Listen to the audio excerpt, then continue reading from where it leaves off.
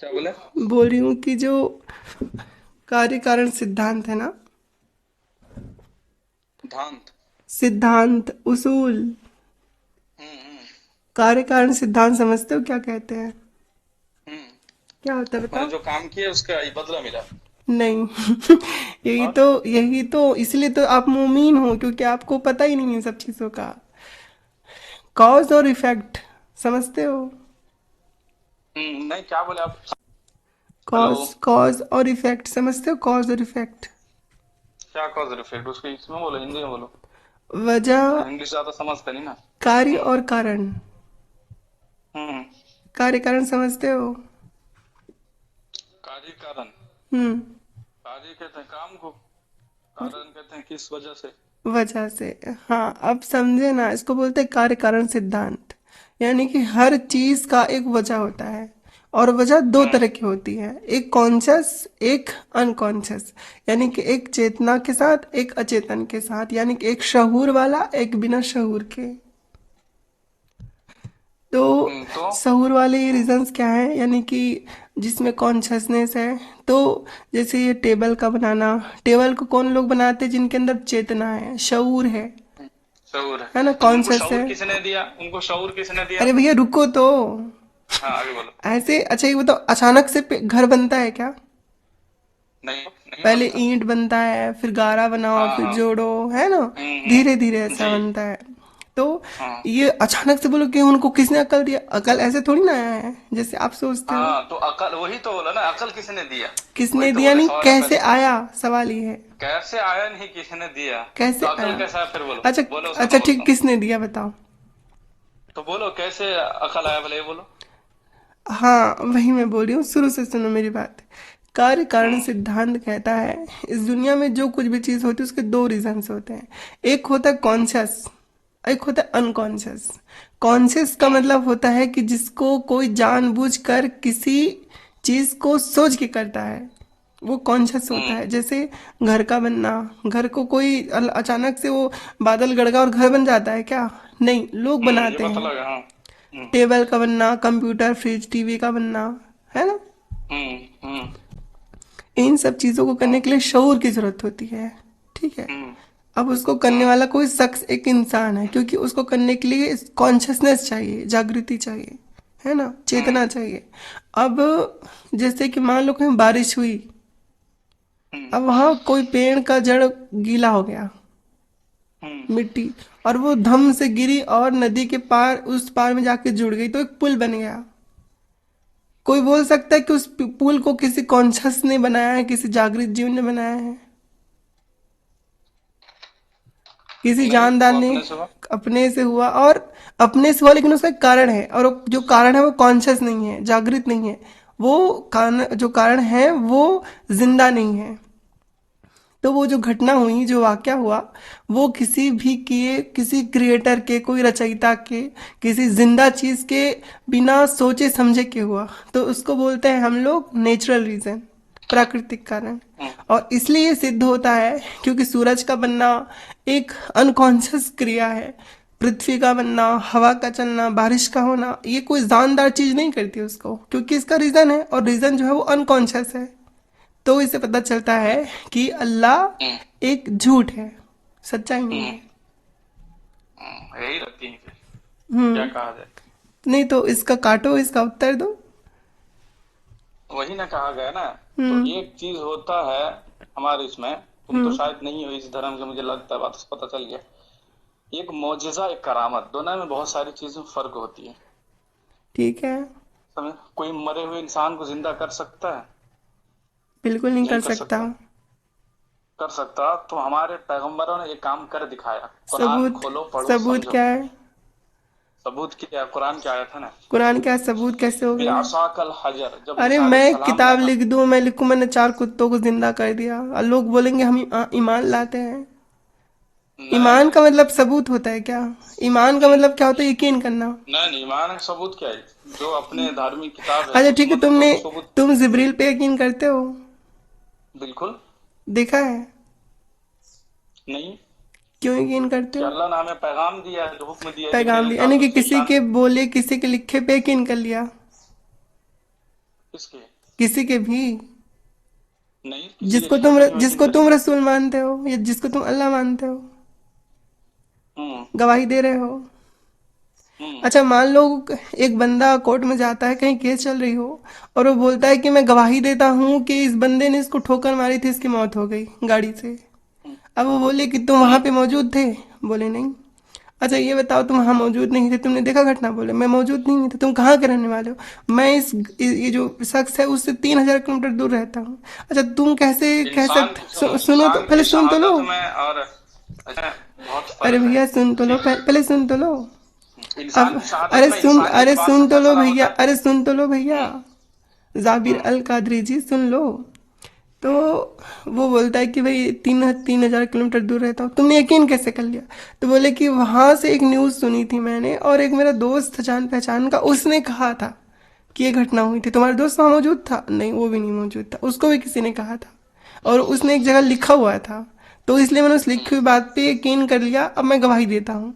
तो क्या उसकी गवाही को माना जाएगा? नहीं। क्यों? क्योंकि वो प्रत्यक्षदर्शी नहीं है, उसने उस चीज़ को देखा नहीं है, और ना उसके पास कोई सबूत है। न तुमने जबरील देखा, ना नबी मोहम्मद के अलावा किसी और ने जबरील को देखा। सुनो, बात ठीक है। तो ये बस ये बात ये बात घपोड़ना जहां बंद तक करो। अटक गई। घपोड़ने से चीज़ साबित नहीं होती है। घपोड़ने से नहीं, बस मजहब के ताल्लुक नहीं रखते हो। हाँ, लेकिन उस मजहब के अरे हो। ठीक है, तो आपको लेकिन लगता है नहीं रखते, कोई मसला नहीं है, मसला है ही नहीं है। हाँ, मसला ये है कि मसला नहीं है तो आप समझोगे आप नहीं। जिस सुनो, चीज का आपको दावा जिस कर तरह रहे से हो ना, समझाया जाए आप समझोगे नहीं। आप जिस चीज का सुनो, दावा कर रहे अब हो उसको इंसान को साबित शऊर करने के लिए आपके किसने पास दिया? क्या सबूत है? जिसने इंसान को पैदा किया उसने इंसान को शऊर भी दिया, अक्ल भी दी। सब साबित ये करो चीजें भैया, जमाने साबित में करो। न तुम जिब्रील को साबित अब कर सकते, न तुम अल्लाह को साबित कर सकते, न तुम जिन्न को साबित कर सकते, न तुम फरिश्ते वही ना, साबित तो कर समझोगे सकते। नहीं ना। तुम मोहम्मद तो रसूल को कुरान रसूल सुनो, साबित नहीं कुरान। कर सकते। अल्लाह को, अल्लाह के जिसको तुम रसूल कहते हो, मोहम्मद सल्लल्लाहु अलैहि वसल्लम, जिसके लिए आजकल जो आला भी मोहम्मद का वो तख्ता लेके घूम रहे, तुम उसको रसूल साबित कर सकते हो? हाँ, बिल्कुल। चलो साबित करो। तो मालूम नहीं, कुरान की आयत खोलो, मोहम्मद अच्छा रसूलुल्लाह। अरे भैया मेरे ये बताओ, वही तो दिमाग में थोड़ा सा कुछ कुछ डालो दिमाग में। अच्छा ये बताओ, वही ना यार, तुम ये जो कुरान साबित किसने कर रहे हो ये लिखवाया? सब कहाँ से साबित कर कुरान रहे हो? किसने लिखवाया? तुम ये कि अल्लाह नहीं है, ये कुरान कहाँ साबित किया? कुरान क्या किसने लिख तुमने तुमने कुरान रो कि, तुमने ठीक, तुमने अरे क्या भैया अल्लाह वो की तो चैप्टर क्लोज हो गया। कुरान किसने लिखवाया बताओ? नहीं, नहीं, नहीं, ये दुनियावी मिसाल में ये चीजें, इस कुरान बात तुम्हारी समझ में कुरान नहीं किसने आएगी। लिखवाया? बात तुम्हें समझ में नहीं आएगी। कुरान किसने लिखवाया? कुरान क्या किसने लिखवाया? किसने ये अल्लाह लिखवाया? की आयतें हैं। किसने लिखवाया किसने? साहबा के। क्या बोल रहे हो जी?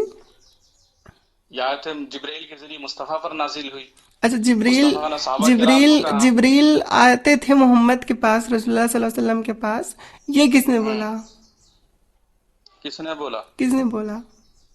अल्लाह तबारक व तआला ने बोला। अरे भैया अल्लाह तबारक व तआला ने दुनिया को तो नहीं बोलागा, किसको बोला था अल्लाह ने? किसको? जिब्राइल को बोला कि जा मेरे महबूब को हाँ, मेरा पैगाम सुना दे। जिब्रील मेरे पास आता, ये किसने बोला? अल्लाह ने खुद बताया ना कि अरे जिब्रील मेरे भाई पास मेरे आते हैं। अल्लाह और जिब्रील के पास तो हम गए नहीं कभी, न वहां के उस वक्त के तुम लोग गए थे। ये बात किसने बोली दुनिया तो को जिब्राइल कि कोई इंसान का नाम है नहीं अरे भाई है। ये मुझे जिब्राइल पता कोई है, इंसान का मैं नाम ये नहीं। बोल रही हूँ आपसे, जिब्राइल एक फरिश्ते का नाम है। मैं ये बोल रही हूँ आपसे। अब फरिश्ते एक अरे नूरानी भाई मखलूक होते हैं ना, वो इंसान ना मर्द होते हैं ना जिब्रील को औरत होते हैं। किसने देखा, किसने सुना, वो बोल रही हूँ। जिब्राइल को किसने देखा? हम्म, तो हमारे नबी ने देखा। नबी ने देखा, नबी के अलावा किसी ने देखा? क्या हुआ? नबी के अलावा किसी ने देखा? नबी के अलावा हाँ। अल्लाह तबारक व तआला ने देखा, अरे भैया इस दुनिया जिसने में जो जिब्राइल को गवाही दे बनाया। सकता है उसकी बात करियो नहीं। क्या क्या हुआ? तुम भी भैया साबिर अल कादरी जी, कैसे कैसे बातें करते हो? मैं क्या पूछ रही हूँ, क्या हम्म। जिब्रील को रसूलुल्लाह के अलावा किसी ने देखा है? हाँ, देखा है। किसी ने नहीं देखा। हदीस निकाल के देखो। हजरत आयशा नहीं। रदियल्लाहु अन्हा कहती हैं एक हदीस में, बुखारी की हदीस है, कहो तो मैं आपका नंबर बताती हूँ अभी तुरंत। अब बोलो, बोलो। बताओ नंबर बताओ आपको क्या? उस हदीस का। तो उसमें क्या होता है कि रसूलुल्लाह सल्लल्लाहु अलैहि वसल्लम बोलते हैं किसको, हजरत आयशा रदियल्लाहु अन्हा को। तो क्या हुआ? हजरत बोलो। आयशा रदियल्लाहु अन्हा कहती हैं कि उनसे रसूलुल्लाह ने एक दिन कहा कि ऐ आयशा इनको सलाम करो, ये तुम्हारे, ये हजरत जिब्रील हैं। तो हजरत आयशा कहती हैं सलाम। उसके बाद कहती हैं हजरत आयशा कि ऐ रसूलुल्लाह सल्लल्लाहु अलैहि वसल्लम, आप जिसको देखते हैं उसको हम नहीं देखते। यानी कि हजरत हम्म। आयशा को भी कौन नहीं दिखाई देता? जिब्रील नहीं दिखाई देता। हम्म। वो किसको दिखाई देता? सिर्फ नबी मोहम्मद को। अच्छा, एक ऐसा होने से फिर हुजूर सल्लम साहबा को भी देखे तो उनको क्या आयशा नहीं देखी? क्या सहाबा को देखे? हुजूर बोले, हुजूर जिसको देख लें उसको कोई नहीं देख सकता, अभी आप बोले ना। नहीं, मैं तो बोल रही पहले ये हूँ पहली बात ये, पहले जिब्रील को सुनो, पहली ये किसी ने बात, ये नहीं हदीस देखा तुम मेरे है। पास भेजो। ठीक है हाँ। अभी। अरे अभी भेज देती हूँ, क्या मसला है? हाँ, भेजो। भेजो। दूसरी बात, तुम ये जो बोले हम्म। कि जिसे आप देख सकते हैं उसे कोई नहीं देख सकता, हम्म। है ना? तो हुजूर सल्लल्लाहु अलैहि वसल्लम ने सहाबा किराम को भी तो देखा है। क्या? हुजूर सल्लल्लाहु अलैहि वसल्लम ने हम्म। सहाबा किराम को भी तो देखा है, रसूलुल्लाह सल्लल्लाहु अलैहि वसल्लम ने सहाबा किराम को भी तो देखा है। तो उनको तो बहुत सारे लोग भी देखे हैं। कौन, जिब्रील को? जिब्रील को नहीं। किसको?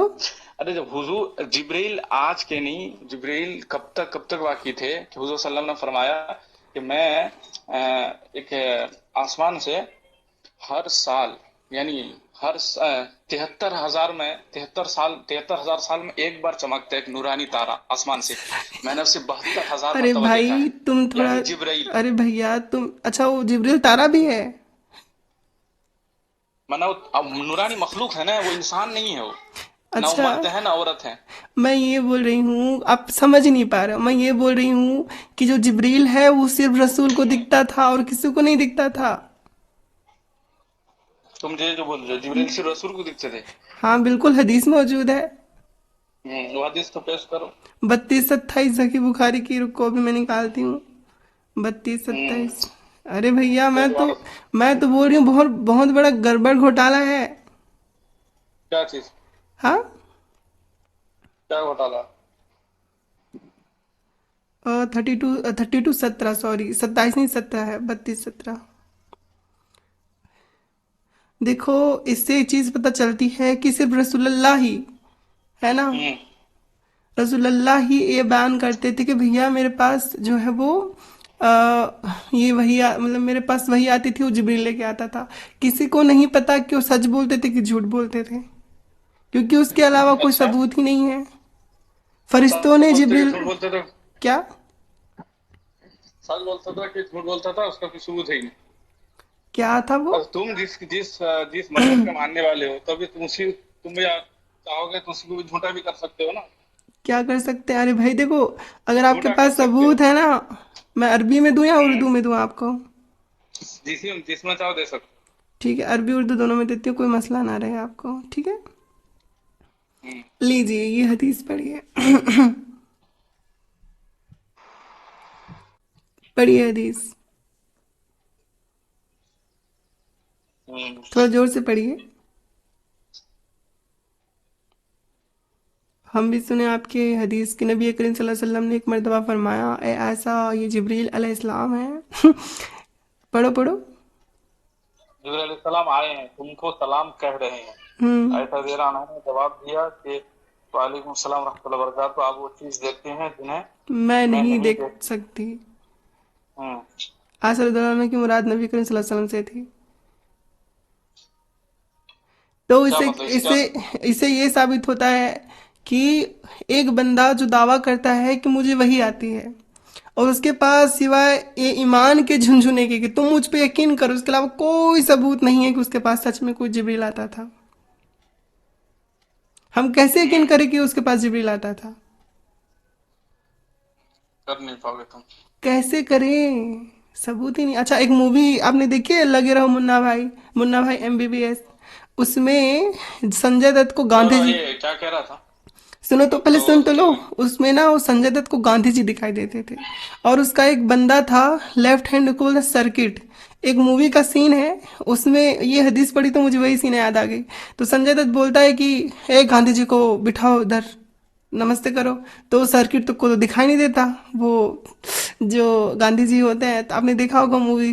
तो सर्किट जो है गलत जगह ऐसे नमस्ते कर रहा होता है, तो बोलता है कि भाई अच्छा ठीक गांधी। है, इसके बारे में आपको मजीद जानकारी मैं दे दूंगा, है नहीं, ना? क्योंकि जो इसमें जानकारी की क्या जरूरत है? ये तो वाजे है, बिल्कुल जाहिरी तौर नहीं, पे वाजे एकदम। नहीं, आप समझते नहीं ये ना। तो तो वाजे है कि मैं नबी चाहता हूं करीम कि से। मेरे एक दोस्त हैं जो आपको बेहतर अंदाज से इस चीज को समझ सकते हैं।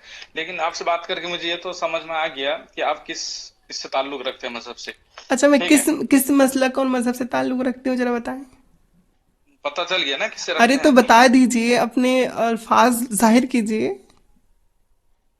रखते होंगे किसी हिंदू धर्म से या फिर क्रिश्चियन से। अरे अलबत्ता एक चीज मैं आपको कहूँ कि आप जिस चीज के लिए, नहीं, पहले आप पहले ये बोलिए, उसके बाद फिर आगे बढ़ते हैं। ये जो आप बोल रहे हो ना कि मैं किसी मजहब को मानती हूँ, सबसे पहला हाँ। मसला यही है कि मैं किसी मजहब को नहीं मानती। अच्छा, तब दहरिया है अपना। क्या हूँ मैं? एथिस्ट है ना। सब दहरिया है ना, जो नहीं, किसी को नहीं मानते। मैं किसी को नहीं मानती, मैं परखती हूँ चीजों को।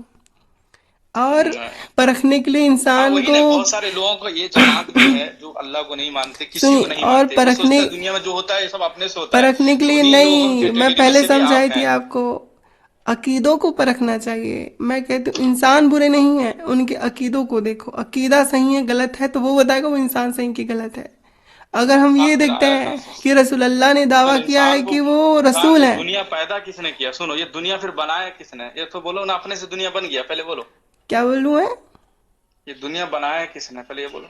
देखो, मैं बोलूंगी दुनिया नहीं, किसी ने, अपने से बन गया। सुन तो लो भैया, मोहम्मद हम्म। जाबिर जी, मैं बोलूँ इस दुनिया को किसी ने बनाया है, और मैं बोलूँ इस दुनिया को किसी ने नहीं बनाया, मेरी दोनों बातें सच और गलत हो सकती हैं जब तक कि मैं सबूत ना दूं। हम्म। अगर मैं बोलूंगी इस दुनिया को किसी ने बनाया है, तुम बोलोगे सबूत दो, और मैं सबूत नहीं दे सकती, इसका मतलब ये है कि ये सिर्फ मेरी अकीदा है, ये सच नहीं है। हम्म। अगर मैं लेकिन सबूत, मैं तो जो साबित कर रहा हूँ ना, सुनो, मैं तो साबित कर रहा हूँ कि अल्लाह ने दुनिया बनाया, जमीन बनाया, आसमान बनाया, लेकिन आप ठीक है, मानने से इनकार ठीक कर रहे नहीं, हैं। अरे भैया, अच्छा ठीक है, आपने सबूत क्या दिया? वही ना, मैं कुरान की आयत पढ़ रहा हूँ, आप कुरान तो नहीं दिया, मानते ना। कुरान को किसने किसने बोला है? हाँ, वही। मोहम्मद ने बोला है वही ना? ना। तो मोहम्मद ने बोला, इसीलिए और यही तो। मोहम्मद के रसूल होने का सबूत क्या है? कोई सुनो, सबूत नहीं है। अरे सुनो, भैया वही ऐसे ना, 10 सब कुछ कहानी, सबूत आपको आपको मिल जाता है, 23 लेकिन आप साल फिर तक आकर वहीं अटक मोहम्मद जाते पे हैं। वही उतरती रही, 23 साल तक उतरती रही, ठीक है, मोहम्मद पे वही। आखिरी वक्त पे एक हदीस है, सुनन अबू दाऊद, हाँ सुनन अबू दाऊद की हदीस है, 33 उसमें हजरत आयशा कहती, वो हदीस में दे दूंगी आपको, और अल इस्लामिया अल मोहम्मदिया कहती 387 है। आखिरी वक्त में जब उनका इंतकाल होने वाला था, अब यकीन नहीं करोगे, हदीस सुन के आपको शौक लगेगा, नबी रसूल सल्लल्लाहु अलैहि वसल्लम ने कटोरा मांगा। आप हम्म। सोचोगे वजू करने के लिए? नहीं, पेशाब करने के लिए। कटोरा मांगा, और पेशाब करते करते उनकी वहीं पर इंतकाल हो गया, पेशाब करते करते किसका? ही, नबी करीम का। तो ये तो पूरा सरासर झूठ है फिर। ये कि मुहद्दसीन से उनका पूछो, इंतकाल वाकया ये कैसे हुआ ये सबको मालूम है। ये मुहद्दसीन से पूछो, ये हदीस है, ये नहीं, नहीं, चीजें नहीं, ये छुपाई बिल्कुल जाती। अब बिल्कुल ये हदीस गलत देखो है। ना, देखिए अब मेरी बात पे यकीन सुनो, मत, सुनो, नहीं, वो जब बिस्तरे अलालत में थे, उनकी तबीयत काफी खराब थी, अम्मा आयशा के हुजरे में, है ना। तो वहीं पर आखिरी आरामगाह थी अम्मा आयशा रसूलुल्लाह के। ने हजरत आयशा के सीने पे सिर रखते हुए कटोरा मांगा। अब देखिए, मैं ये हदीस जो दे रही हूँ उसका आप सनद चेक हाँ, करवाओ। पानी तो मांगी थे ना, हुजूर ने पानी मांगा था। पानी नहीं, कटोरा मांगा था। ये बुखारी में भी है, मुस्लिम में भी है, तिरमिजी में भी है, इस्लामिया अल मोहम्मदिया में भी है, और तो और क- सुनन अबू दाऊद में भी है। हाँ, कटोरा क्यों मांगा था? कटोरा क्यों मांगा था हदीस बोले? के अल्फाज हैं पेशाब के लिए, और ये रिवायत पेशाब के लिए हजरत मांगा। आयशा की है, और मुफस्सरीन हजरत जो जो इनका इज्मा है वो इस बात पे तवक्कुल है, वो कहते हैं कि भैया इसलिए मांगा था पेशाब करें। और इस जो हदीस है ना, वो हमारे सुन्नी इस्लाम के लोग हैं, यानी कि जो, सुनो, सुनो तो, बहुत सारा हमारे इसमें हमारे, जो हदीस है वो बेरावी भी होता है। अरे भैया तो इसकी मैं, रिवायत सही अच्छा नहीं होती है, हदीस ज़ईफ भी मैं होता है। मुफस्सरीन मुहद्दिसीन को ऐड कर रही हूँ, सनद की बात कर रही हूँ, इसका मतलब तो ये सही हदीस की बात कर रही हूँ ना मैं। और मैं क्या बोल रही हूँ कि हजरत जो सिया हजरात जो हैं और सुन्नी हजरात में एक मसला होता है, बड़ा मसला हो, क्या है? सिया हजरात कहते हैं कि हजरत अली जो है वो पहले खलीफा हैं, क्योंकि नबी करीम सल्लल्लाहु अलैहि वसल्लम ने वही की थी, वसीयत की थी। हम्म। और सुन्नी जो हजरात हैं हमारे मुहद्दिसीन मुफस्सरीन, वो कहते हैं कि नहीं, हजरत अली को उन्होंने वसीयत नहीं की थी कि वो खलीफा बने।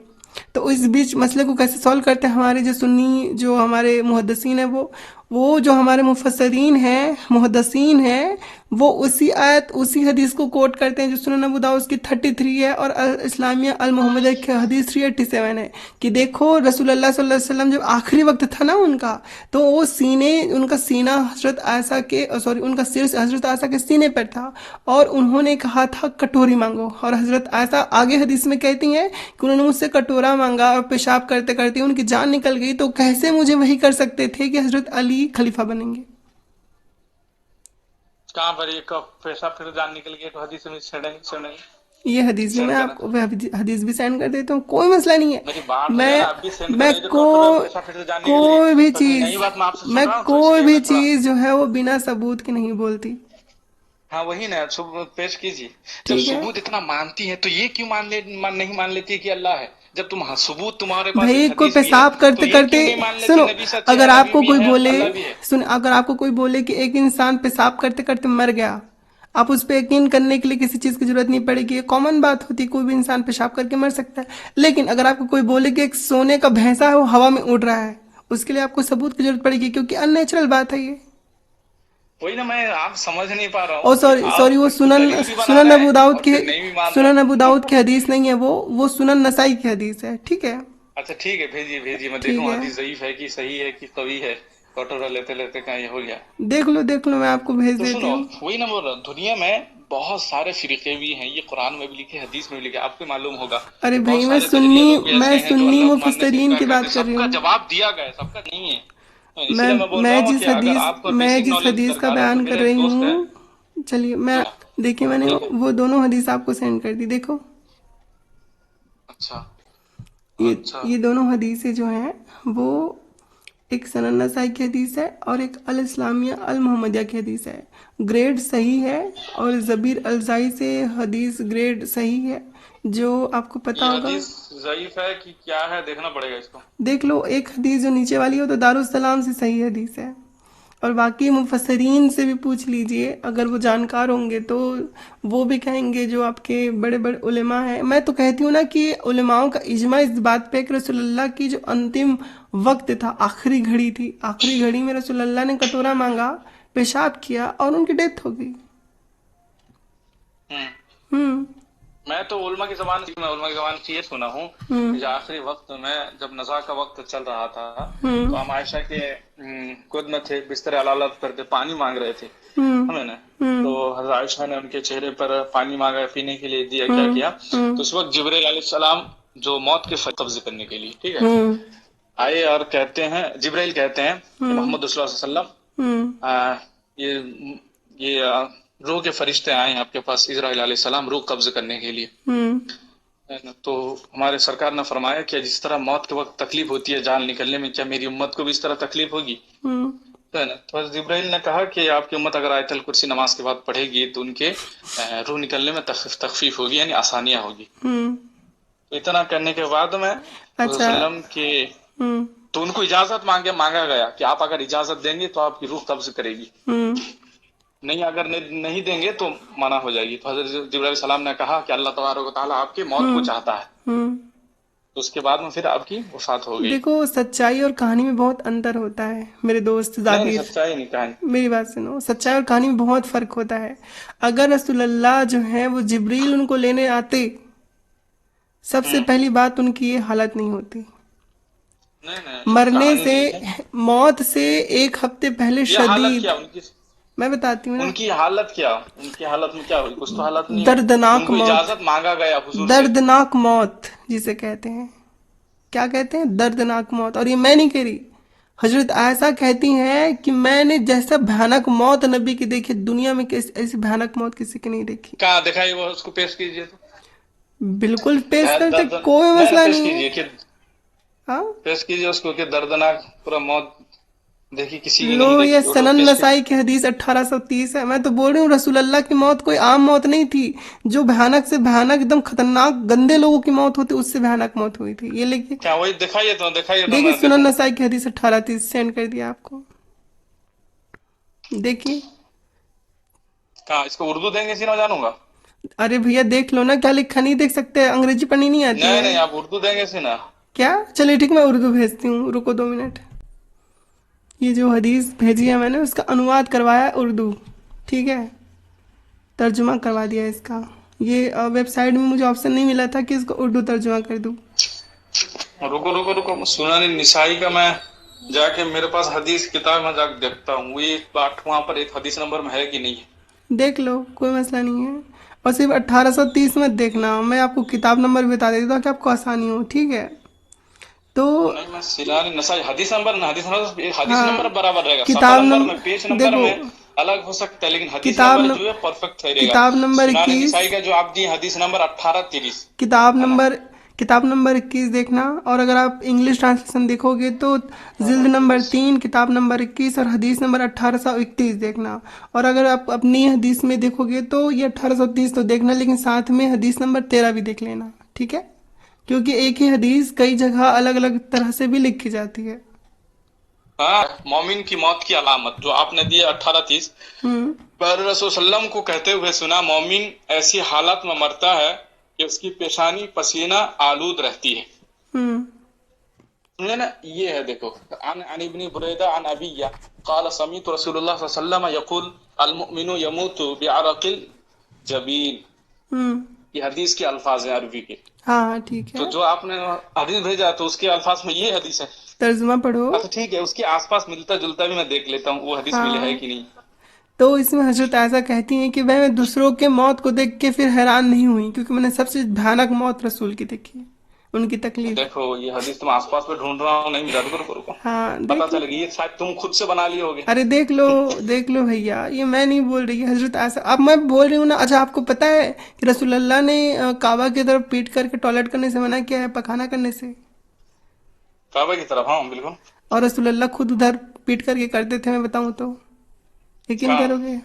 नहीं नहीं, ये ना सब अपने तरफ से ही गाड़ दिया ना, मैं बोला ना। ठीक, मैं यही जिस तो तरह बोल रही तुम हूँ। अभी बोले कि जिसको ये तुम आई वीडियो है, ये आई फोटो है, तो इसी तरह ये आई तुम करिए वहां पर देखो, सेटिंग करके इसको। जिसको तुम सादिक अमीन कहते हो ना, वाकई में हम्म। वो दल बदलू था। दल बदलू कहते हैं जो अपनी बात को बात से मुकर जाए या उल्टा हो जाए। मकर जाएगी ना, इसलिए छोड़ो। तो तुम भैया, तुम ये समझो मत इसको। कहो, तुम ये मत कहो कि तुम झूठी हो, तुम ये कहो कि अपने आप को साबित करो। नहीं तुम नहीं, साबित तुम क्या करो? तुम मुझे साबित ये वही कहो मैं कि तुम तुम्हारी इस मुझे चीज को मानूंगा हदीस। नहीं, नहीं कि अरे वो भैया, अपने से गड़ा चढ़ा के तुम लाए हो। हदीस मिला नहीं सकते हो क्या? तुम्हारे पास हदीस की कमी ये है? जितना हदीस है सबको मुझे देखना पड़े, ये सब मन घड़ा तुम्हारा। अरे अच्छा, भैया, बुखारी के जो देख। पहले हदीस दिए थे, क्या हाँ, वो चीजें देखता हूँ जिनमें से तक देखती आयशा, तो 32-17 इसको देखता हूँ बुखारी का। अभी सब देख तुम्हारा सब पता देख लो, चलेगा। देख लो, देख लो, 32-17 देख लो, कोई मसला नहीं है। बुखारी की हदीस तो चेंज भी नहीं होती है। अरे भैया, हाँ मेरा वही ना, एक बुखारी एक की हदीस तो एक जो चेंज नहीं होती हदीस ना, है मैं ना। देखता हूँ। हाँ, एक एक हदीस जो है ना वो बिल्कुल सही है। एक एक हदीस। तुम्हारे मुफस्सरीन, तुम्हारे मुहद्दिसीन, तुम्हारे बत्तीस अल्लामा, सत्रह सबका इजमा यही है कि जो मैं बोल रही हूँ वही सही है। देखो, ये सब पता करोगे बहुत अच्छी बात है, लेकिन आखिर में आके मेरे सामने ही आपको नाक झुकाना पड़ेगा। हाँ, तुम सही बोल रही थी। पता चलेगा ना। हाँ, और देखो, मैं वो हदीस भी देती हूँ, तुम मिला लेना भैया। कि तुम्हारा रसूल रुको लोगों को रुको, बोलता बत्तीस था कि सत्रह किबले की तरफ पीठ करके टॉयलेट मत करना, खुद तुम्हारा रसूल करता था। मैं ये हदीस भी देती हूँ तुमको। 32-17। ठीक है। अब वो हदीस है 148 बुखारी की, ये भी चेक कर लो। मैं बताती हूँ आपके रसूल अल्लाह के क्या क्या काम हाँ। है। हाँ, मैं बोल तो रही हूँ कि आप जिसको रसूल मार रहे हो ना, वो यकीन के लायक नहीं है वो। हम्म। हाँ, उसके काम जो है वो अपने बात से उलट जाने का है। समझ रहे हैं आप हजरत? देख रहा था, क्या बोले? चलिए, पता पता कीजिए, मैंने जो हाँ बोला भाई, पता चला ना सही इससे है, कि सही है। दुनिया में हमारे हुजूर ने मैं जो जितना बोली वो फरमाया, सही, जितने लोग, मैं जो सुनो, बोली वो सही है कि जितने नहीं है? लोग थे, जितने लोग ओ पैदा भाई, होंगे, तो ओ उनमें भाई, से सुनो तुम। मैं जो बोली वो सही है कि नहीं है, बताओ? क्या मैं सुना नहीं हूँ? मैं जो इधर देख जो रहा था, हदीस पढ़ रहा मैंने था। सेंड किया वो सही है कि नहीं है, बताओ? क्या चीना जो ये वाला जी नीचे वाला वो गलत है। कौन सी वाली? ये जो आखिरी वाली, कौन सी आखिरी वाली? ये जो अभी जो दिए तो आखिरी वाली। 1830 नसाई। हाँ हाँ, नहीं 148। 148? 148 कौन सा हदीस दे दी मैंने? नहीं नहीं, 148 नहीं रे, ये जो पेशाब जो दर्दनाक मौत वाली, कौन सी वाली? सनन नसाई 33? वही तो दर्दनाक वाली होती है कौन सी हदीस में हदीस मौजूद है। नंबर तो बताओ। बताता हूँ, सुनन नसाई का ना, हाँ हाँ, 1830। 1830 ना? हम्म। क्या लिखा है, पढ़ो हदीस में अपने। नहीं है ना मेरे इसमें, मेरे जो बुखारी शरीफ हदीस जो हदीस नंबर है उसमें नहीं है ये चीज, आप कौन कहाँ कौन से सी, ला क्या? कहाँ से ढूंढ रहे हो आप? अच्छा, वो इस्लाम ऐप में ढूंढ रहे हो क्या? 360? इस्लाम वन। उसमें ढूंढ रहे, ऐप में मत ढूंढो भैया, वहां पे सारी हदीसें नहीं मिलती हैं। तुम कहाँ से लाते, तुम्हारे पास कहाँ से मिल मैं जाती? बोल रही हूँ, तुम गूगल क्रोम में सर्च करो सुनन नसाई 1830 वॉल्यूम 3 बुक 21, तुम्हें मिलेगा ये। मैं बोल रही हूँ ना कि भाई हदीस ढूंढने की भी अपनी कला होती है, सबको सभी हदीस नहीं मिलती है, और हर जगह हर वेबसाइट पे वो हदीस नहीं होती है। हम्म। बाकी हदीस मिलने के बाद अब चेक करवा लो कि वो हदीस सही है कि ज़ईफ है कि हसन है। और देखो मैंने बुखारी 148 हदीस दी है, इसका भी सनद चेक कर लो। तुम्हारे रसूल किबले की तरफ पीट करके टॉयलेट करते थे। मैं टॉयलेट नहीं, तुम अपनी तरफ से गड़ा है, समझे ना? चेक तुम कर लो आदत ना। नहीं है अच्छा बुखारी की चेक की वो सही तो है कि हर नहीं है। वक्त दावा करने एक वाला। काम करो हजरत जबीर जी, अभी बुखारी अपने में आपके पास बुखार, आपके पास ऐप तो है ना, उसमें बुखारी 148 डालो। क्या क्या? सही बुखारी 148 डालो और पता करो चलो। और क्या था लास्ट वाला हदीस दिए? हाँ। छत पर अपनी जरूरत से पढ़ा, हाजत के लिए किबला की तरफ पुश्त और शाम की तरफ मुंह किए। अच्छा, ये बुखारी 148 ना, देखता हूँ। बुखारी मैं बोल रही 148। हूँ और आपके रसूल यकीन करने लायक नहीं है, वो बोलते कुछ हैं करते कुछ हैं। देखता हूँ बुखारी 148। हाँ शादी कमी नहीं है आपके रसूल, वो पलटू हैं, जैसे हमारे यहाँ बिहार के नीतीश कुमार है ना, कभी इस पार्टी में कभी उस पार्टी में, वैसे ही रसूल अल्लाह हमारे बोलेंगे कुछ करेंगे कुछ, एकदम उल्टा। ये सिर्फ एक बात नहीं है, हर बात पे मैं साबित कर सकती हूँ।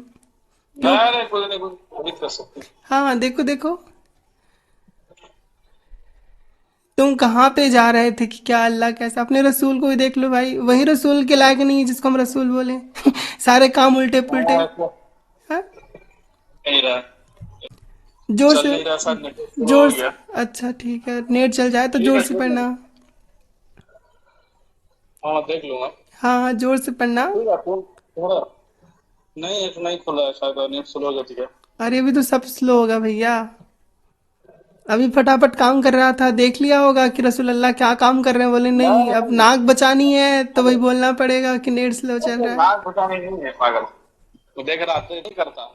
ये बात कर रहा है, तुम्हारी सच्चाई में जानना देखो चाहता था कि तुम मैं एक चीज़ किससे कहती ताल्लुक हूँ। रखते हो, तुम्हारा मजहब क्या अरे है, तुम हजरत इसी वजह से। सुनिए मैं क्या कहती हूँ, रसूलुल्लाह का ना जिंदगी अच्छी थी ना उसका मौत अच्छा था, मौत तकलीफ में गई, पेशाब करते हुए मरा, जिंदगी में कोई नेक काम नहीं किया जो ये काम। आपको हाँ पता चलेगा, मैं बताऊंगा हाँ आपको। सारा कुछ, अब मैं जो भी बोलती हूँ लिख के ठीक है, लेना। मैं बात करता हूँ मैं आपसे। लिख के लेना कि बात लोहे महफूज तुम्हारा नकली है ना, वो गलत हो सकता है, लेकिन मैं जो बोल रही हूँ वो गलत नहीं हो सकता। हाँ, हाँ। देखते हैं, मैं जाऊंगा, काम हो गया, बात करता हूँ आपसे क्या बोल रहे हो आके जी? फुर्सत से, ठीक है? क्या? मैं आज आके तुमको फुर्सत से बात करता हूँ। हाँ ठीक ठीक, ठीक है बढ़िया, अरे चेक करो भाई, पता चलेगा इस्लाम की हाँ। सच्चाई, चलिए ठीक है। नमस्कार साथियों, जय हिंद, वंदे मातरम, आप सबका इस वीडियो में स्वागत है। और इस व्यक्ति का नाम था जाबिर। अच्छा, जब आप जाबिर नाम सुनते हैं तब आपको किसकी याद आती है? अगर आप मुझसे पूछें तो जब मैं जाबिर नाम सुनती हूँ तो मुझे एक वीडियो की याद आती है, जो वीडियो बड़ा ही हास्यास्पद है, और मैं चाहती हूँ वो आप लोगों को सुनाना। ये हदीस जो है इस सरकार के पढ़ाने के बारे में है। पहला वाकया ये देखा कि हुजूर ने कज़ाए हजत फरमानी थी, और आप बड़ी शर्म वाले, बड़ी हया वाले, किसी के सामने आप कज़ाए हजत ना फरमाते।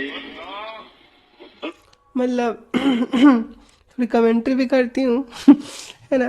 तो हमारे रसूलुल्लाह इतने हया वाले थे कि वो किसी के सामने टट्टी नहीं करते थे, और बाकी पूरी दुनिया एक दूसरे के सामने टट्टी करती रहती है ना। कहने का मतलब ये है कि मोहम्मद से पहले कोई शर्म लाज करता ही नहीं था, और सब लोग एकदम खुले में सामने में बैठ के टट्टी क्या करते हैं। एक दो लोग ऐसे हर जगह होते हैं, लेकिन इन लोग का सोच देखो तो एकदम जहालत पड़ी होती है। मैं जाकर जाऊं उस रथ को पकड़ के ले आऊं।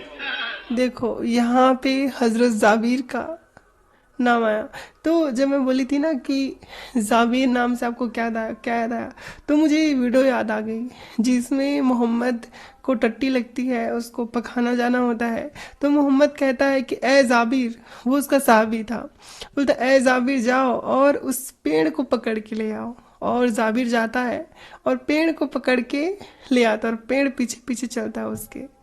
तो जिन लोगों को शक है कि मोहम्मद नबी नहीं है, वो इस हदीस को सुनने के बाद पक्का ईमान ले आएंगे, क्योंकि जाबिर पेड़ को खींच रहा है और पेड़ चल रहा है, ये तो है ना, कोई आमली मामली बात नहीं हो सकती। अपने टट्टी करने के लिए, पेड़ को सामने पर्दा बनाने के लिए कोई इंसान पेड़ को भी सामने ले आ सकता है, इसका मतलब ये है कि वो पक्का नबी है ना, वो पक्का खुदा का भेजा हुआ है। हालांकि अल्लाह को चाहिए था कि वो कुछ ऐसा कमाल कर दे कि वहाँ पर टॉयलेट बन जाता, या फिर कोई ऐसे अदृश्य क्षेत्र बना देता जिसमें जाने के बाद लोग दिखते नहीं। लेकिन अल्लाह के लिए ज़्यादा सरल है पेड़ को चलाना, तो वो कर दिया। जब उसको पकड़ो ले आओ मुझे। मैंने उसकी जानी पकड़ी तो वैसे जैसे मुती ऊंट या जानवर मालिक के पीछे चलता है, वो मेरे पीछे चलने लगा। जहां हुजूर ने फरमाया था वहां मैं लेकर आ गया उसको। ये पूरे के पूरे ज़ॉम्बी लोग हैं, है ना। देखना अभी आगे क्या होता है। लेकिन उसका उसके साथ पूरा सतर नहीं होता था, पर्दा नहीं होता था। आपने कहा नहीं ये काफी नहीं है, वो भी ले आओ। माशाल्लाह वो भी माशाल्लाह। ट्रक पकड़ के मैं ले आया। फिर हुजूर ने फरमाया खेलता है माँ अलैया, मुझ पर झुक जाओ, दोनों तरफ झुक जाओ मुझ पर। अच्छा, वो पेड़ चल नहीं रहे हैं, मतलब सिर्फ चल नहीं रहे हैं, वो जो पेड़ है वो दाएं बाएं डाउन अपर लिपर डिपर जो भी होता है वो भी कर रहे हैं। मतलब ऊपर नीचे भी पेड़ पौधे जो है वो मोहम्मद के कहने पे कर रहे हैं। ये पर्दा हो गया, मैं पीछे हट गया तो जाबिर फरमाते हैं हुजूर ने कहा फरमाई। जब आप फारिग हुए तो फरमाते हैं मैं दौड़ा। अब मोहम्मद टॉयलेट कर लिया, तो जब वो फारिग मतलब फ्री हो गया टॉयलेट करके, और जब वो बाहर निकला तो जाबिर जो था वो दौड़ा। है ना, क्यों दौड़ा ये सुनिए। ले अतना वाला माखरजा मिन्हु सल्लल्लाहु अलैहि वसल्लम, ताकि मैं जो चीज हुजूर के जिस्म से निकली है उसको खा जाऊं। जिसमें बारिश से जो चीज निकली है उसको खा जाऊं।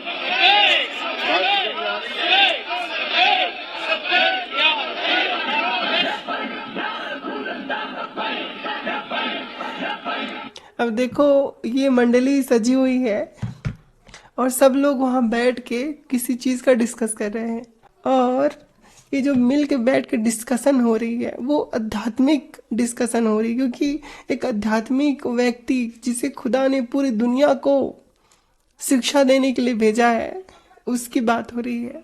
तो जब मोहम्मद टॉयलेट करके उठता है, तो मैं नहीं बोल रही ना, ये कोई ये बोले कि ये यास्मीन तो बदनाम कर रही है, झूठ बोल रही, नहीं मैं नहीं बोल रही, ये मौलवी मुफ्ती लोग बोल रहे हैं, ये उनका अभी जुलूस है वो जो मैं आपको रिकॉर्डिंग सुना रही हूँ। अगर आपको सर्च करना है इस वीडियो को यूट्यूब पे, तो मोहम्मद पैगंबर का पखाना टट्टी खाना पाक, ये हिंदी नागरी लिपि में सर्च कीजिएगा, आपको एग्जैक्ट वही वीडियो मिल जाएगी। तो ये जो व्यक्ति है, अब जैसे ही मोहम्मद उठा तो उसके नीचे से जो निकला था उसको खाने के लिए लोग दौड़े। अभी रात को ये स्ट्रीम हो रही होगी, क्योंकि रिकॉर्ड तो मैं दिन में कर रही हूँ। तो ये प्रीमियम चल रहा है, तो अभी कुछ लोग खाना खाते खाते भी सुनते होंगे वीडियो 9 के बाद, तो उनके लिए मैं हाथ जोड़ के उनसे क्षमा चाहती हूँ, भैया मुझे माफ़ कर दो। आपके खाते वक्त मैं मोहम्मद की एक करामात बता रही हूँ। लेकिन आप सोचो कि ये लोग कितने दिमागी अपंग हैं कि ये वाक्य झूठा ही हो सकता, सच्चा नहीं हो सकता।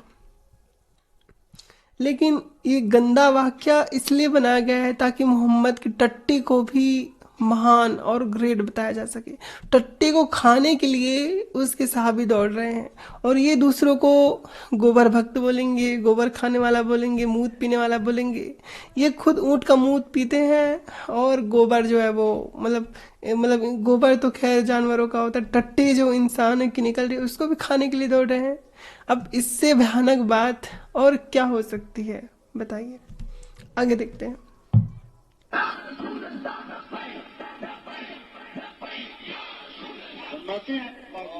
मैं वहां पहुंचा तो देखा खुशबुएं आ रही हैं। टट्टी से खुशबू आ रही उधर, टट्टी मतलब खुशबू आ रही जहाँ पे टट्टी करने बैठा था उधर से। वो जगह खुशबू से महकी हुई है, लेकिन कोई शय नजर ना आई।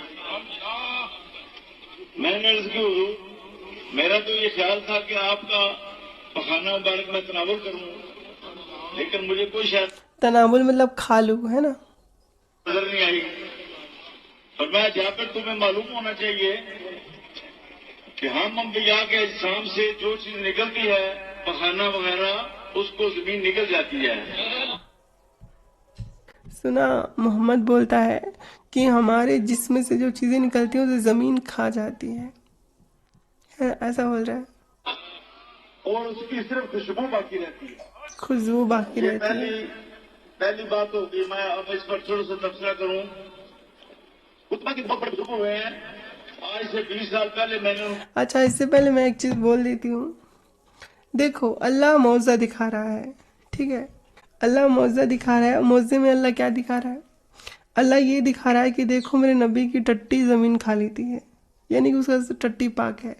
अरे अल्लाह, जब तुझे इतना ही मौज़े दिखाना है तो उसके अंदर एक गंदगी पैदा क्यों होने दिया तूने कि उसको ज़मीन निकल रही है? ऐसा कुछ टेक्निकल बना कि वो कुछ खाए और वो पेट और शरीर में ही पूरा ऑब्जर्व हो जाए, कुछ अपशिष्ट निकले ही नहीं। अब वो पाद रहा है, उससे खुशबू निकल रही है, हग रहा है, जिसको ज़मीन निकल रही है। ये क्या नौटंकी है? इससे अच्छा भैया कि वो टट्टी ना करे। जैसे ये लोग जब हूरों का तस्करा करते हैं, हूरों के बारे में बात करते हैं, तो क्या कहते हैं कि वो उसका पसीना नहीं छूटेगा, वो टट्टी नहीं करेगी, वो पेशाब नहीं करेगी। हूर हूर, है ना। हूर जानते हो? हूर हूर। हाँ, तो जो हूर होंगी वो टट्टी नहीं करेंगी, पेशाब नहीं करेंगी, वो एकदम पाक साफ रहेंगे। मोहम्मद के अल्लाह ने हूरों को तो टट्टी पेशाब से पाक बनाया, लेकिन मोहम्मद को यहाँ पे फंसा दिया। इतना कुछ दे रहे हो, चांद के टुकड़े करवा रहे हो, गधैया पे चढ़ के आसमान की सैर करवा रहे हो, सूरज को उंगली के इशारे से वापस से डूबे हुए को निकलवा दे रहे हो, तो भैया ये भी कर देते। लेकिन अब क्या कर सकते हैं, अल्लाह का बजट कम था बेचारे के पास। वीएफएक्स के लिए भी तो पैसे चाहिए ना भाई। अब ये अल्लाह मोहम्मद की मूवी कैसे बनी है बताऊँ मैं आप लोग को। आपने RRR मूवी देखी होगी, है ना। और आपने अवतार मूवी देखी होगी हॉलीवुड की, जिसमें क्या नाम था इसका हमारे 90s के बड़े सुपर हीरो गोविंदा का बयान है कि उसमें नीला रंग पूरा पोतते हैं, तो मुझे बोला गया था।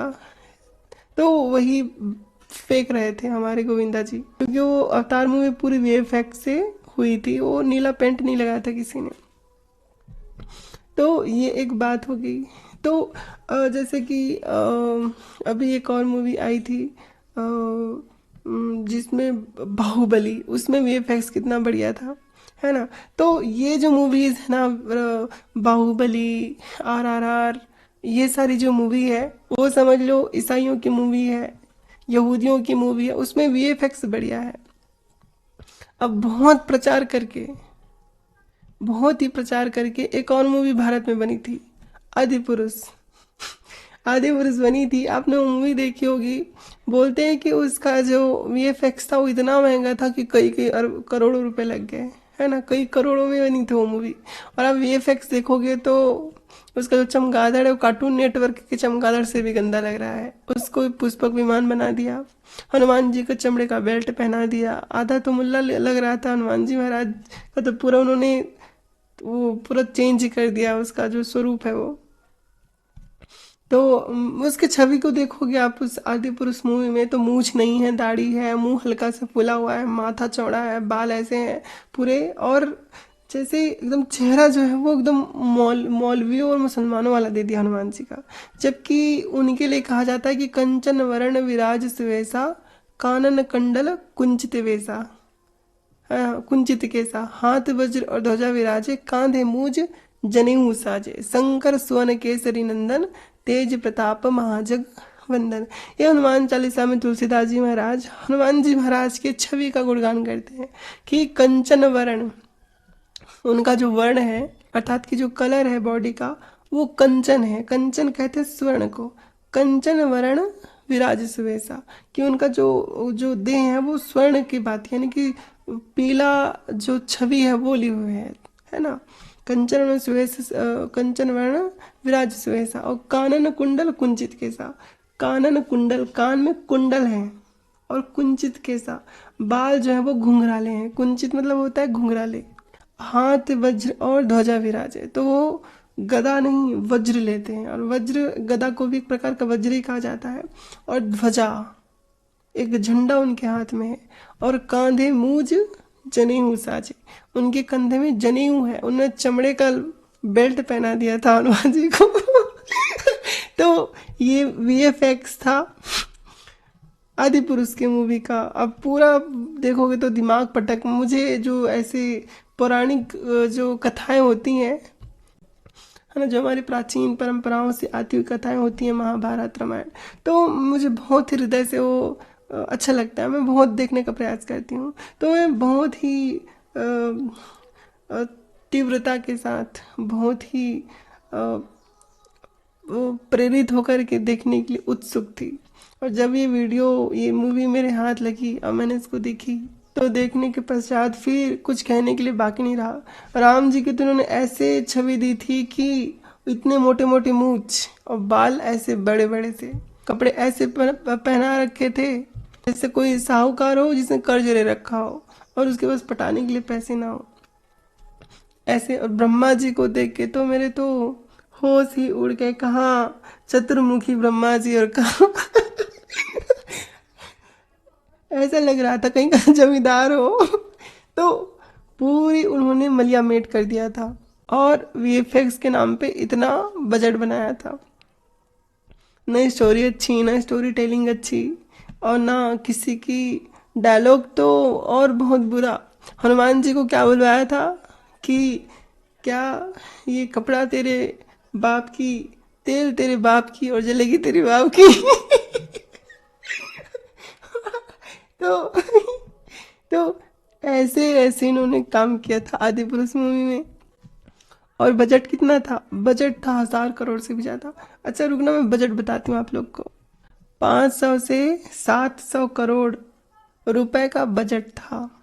किसका? इस मूवी आदि पुरुष का। पूरा मलियामेट कर दिया, पूरा बर्बाद कर दिया हम लोगों ने इस मूवी को। तो ये मूवी तो फ्लॉप हो ही गई, साथ में जो निंदा हुई है ना, बड़ी भयानक। भाई तुमने एक तुमने एक सुपर चीज को ऐसा गंदा सा बना दिया। तो वही यहाँ पे है कि जैसे और बहुत सारी मूवी है जिनके लो बजट में भी बढ़िया बढ़िया आपको चीजें देखने को मिलती है, और भारी बजट में भी, है ना, ऐसी मूवी देखने को मिली। वैसे ही मैं तुलना कर सकती हूँ कि अल्लाह के दूसरे प्रोजेक्ट्स तो बढ़िया थे, लेकिन ये जो मोहम्मद वाला प्रोजेक्ट था ना, वो इसने आदि पुरुष जैसा ही कर दिया। यानी कि जो बजट था वो तो हजारों करोड़ों का था, 500 600 700 करोड़ों का था, लेकिन जो वीएफएक्स थे एकदम बकवास थे, है ना। एक तरफ तो मोहम्मद को बोला जा रहा है कि चांद के टुकड़े कर दो भाई, चांद के टुकड़े कर दिए। एक तरफ बोला जा रहा है गधैया पे चढ़ के उड़ जाओ भाई, उड़ गया। और दूसरे ही सीन में क्या दांत टूट गया जंग में मरने की एक्टिंग कर रहा है कि कहीं कोई जिंदा है सोच के चाकू ना घोप दे। हाँ कि ये तो जिंदा है तो नाटक कर रहा है बोल के चाकू घोप दे, है ना। फिर तो जैसे आदि पुरुष मूवी फ्लॉप हो गई थी, वैसे ही वीएफएक्स के चक्कर में इसका भी प्रचार प्रसार बहुत हुआ। मुगल काल में मुगलों ने खूब हमले किए, और मोहम्मद ने अपने समय में बहुत लोगों से ट्रीटी की, कुछ कुछ बहाने बना के ट्रीटी तोड़ दिया, हमले किए, जंगे किए, अपनी महत्वाकांक्षाओं को पूरी करने का हर भरसक प्रयास किया। अल्लाह बन के आया, लोगों को मैनिपुलेट किया, लालच दिया, खूब किया। लेकिन उसके अभी जब सब सच सामने आ गया, और बोलने के लिए हमारे पास ये सोशल मीडिया है, जहाँ पे हम उनके ग्रंथों को दिखा करके सत्य और असत्य दोनों को तुलनात्मक रूप से स्पष्ट कर सकते हैं। अब यहाँ पे इस मूवी का जो हाल है, मतलब इस प्रोजेक्ट का, जो अल्लाह का प्रोजेक्ट है मोहम्मद वाला, इसका हाल आदि पुरुष जैसा हो गया है, क्योंकि इसमें सब उल्टा पुल्टा है। और वीएफएक्स तो ऐसे हैं कि पेड़ को पकड़ के ला के ढका जा रहा है और टट्टी किया जा रहा है, और बंदा उठा तो लोग चाटने खाने जा रहे हैं कि चलो टट्टी खाते हैं। बताओ, ये हाल है। मैं ये सदकर कह सकती हूँ कि यद्यपि कोई मोमीन हो या नॉन मोमीन हो, अगर ये मेरी वीडियोस को देखते हैं और वेरीफाई करते हैं और ध्यान से सुनते हैं तो 100% वो इस्लाम के प्रति जागरूक हो जाएगा कि वो कैसा मज़हब है। लेकिन उसके लिए आपको अंध मजहबियत छोड़नी पड़ेगी। जब तक आप अंध मजहबियत नहीं छोड़ेंगे तब तक आप वास्तविकता को नहीं समझ सकते। तो हालांकि मैं पूरा नहीं सुनाना चाहती थी, लेकिन अब वीडियो इतनी तक पहुंच गई है, वो टट्टी वाली वीडियो है ना, जिसमें मोहम्मद पेड़ के छांव में टट्टी करता था, तो मतलब उसके ओट में, तो मैं वो पूरी वीडियो चला देती हूँ। कुर्तबा के बहुत बड़े बुजुर्ग हुए हैं। आज से 20 साल पहले मैंने उनकी किताब पढ़ी बिल इस्तिहाब। उन्होंने कहा जी हुजूर नबी करीम में अल्लाह ताला ने कोई ऐप नहीं पैदा होने दिया।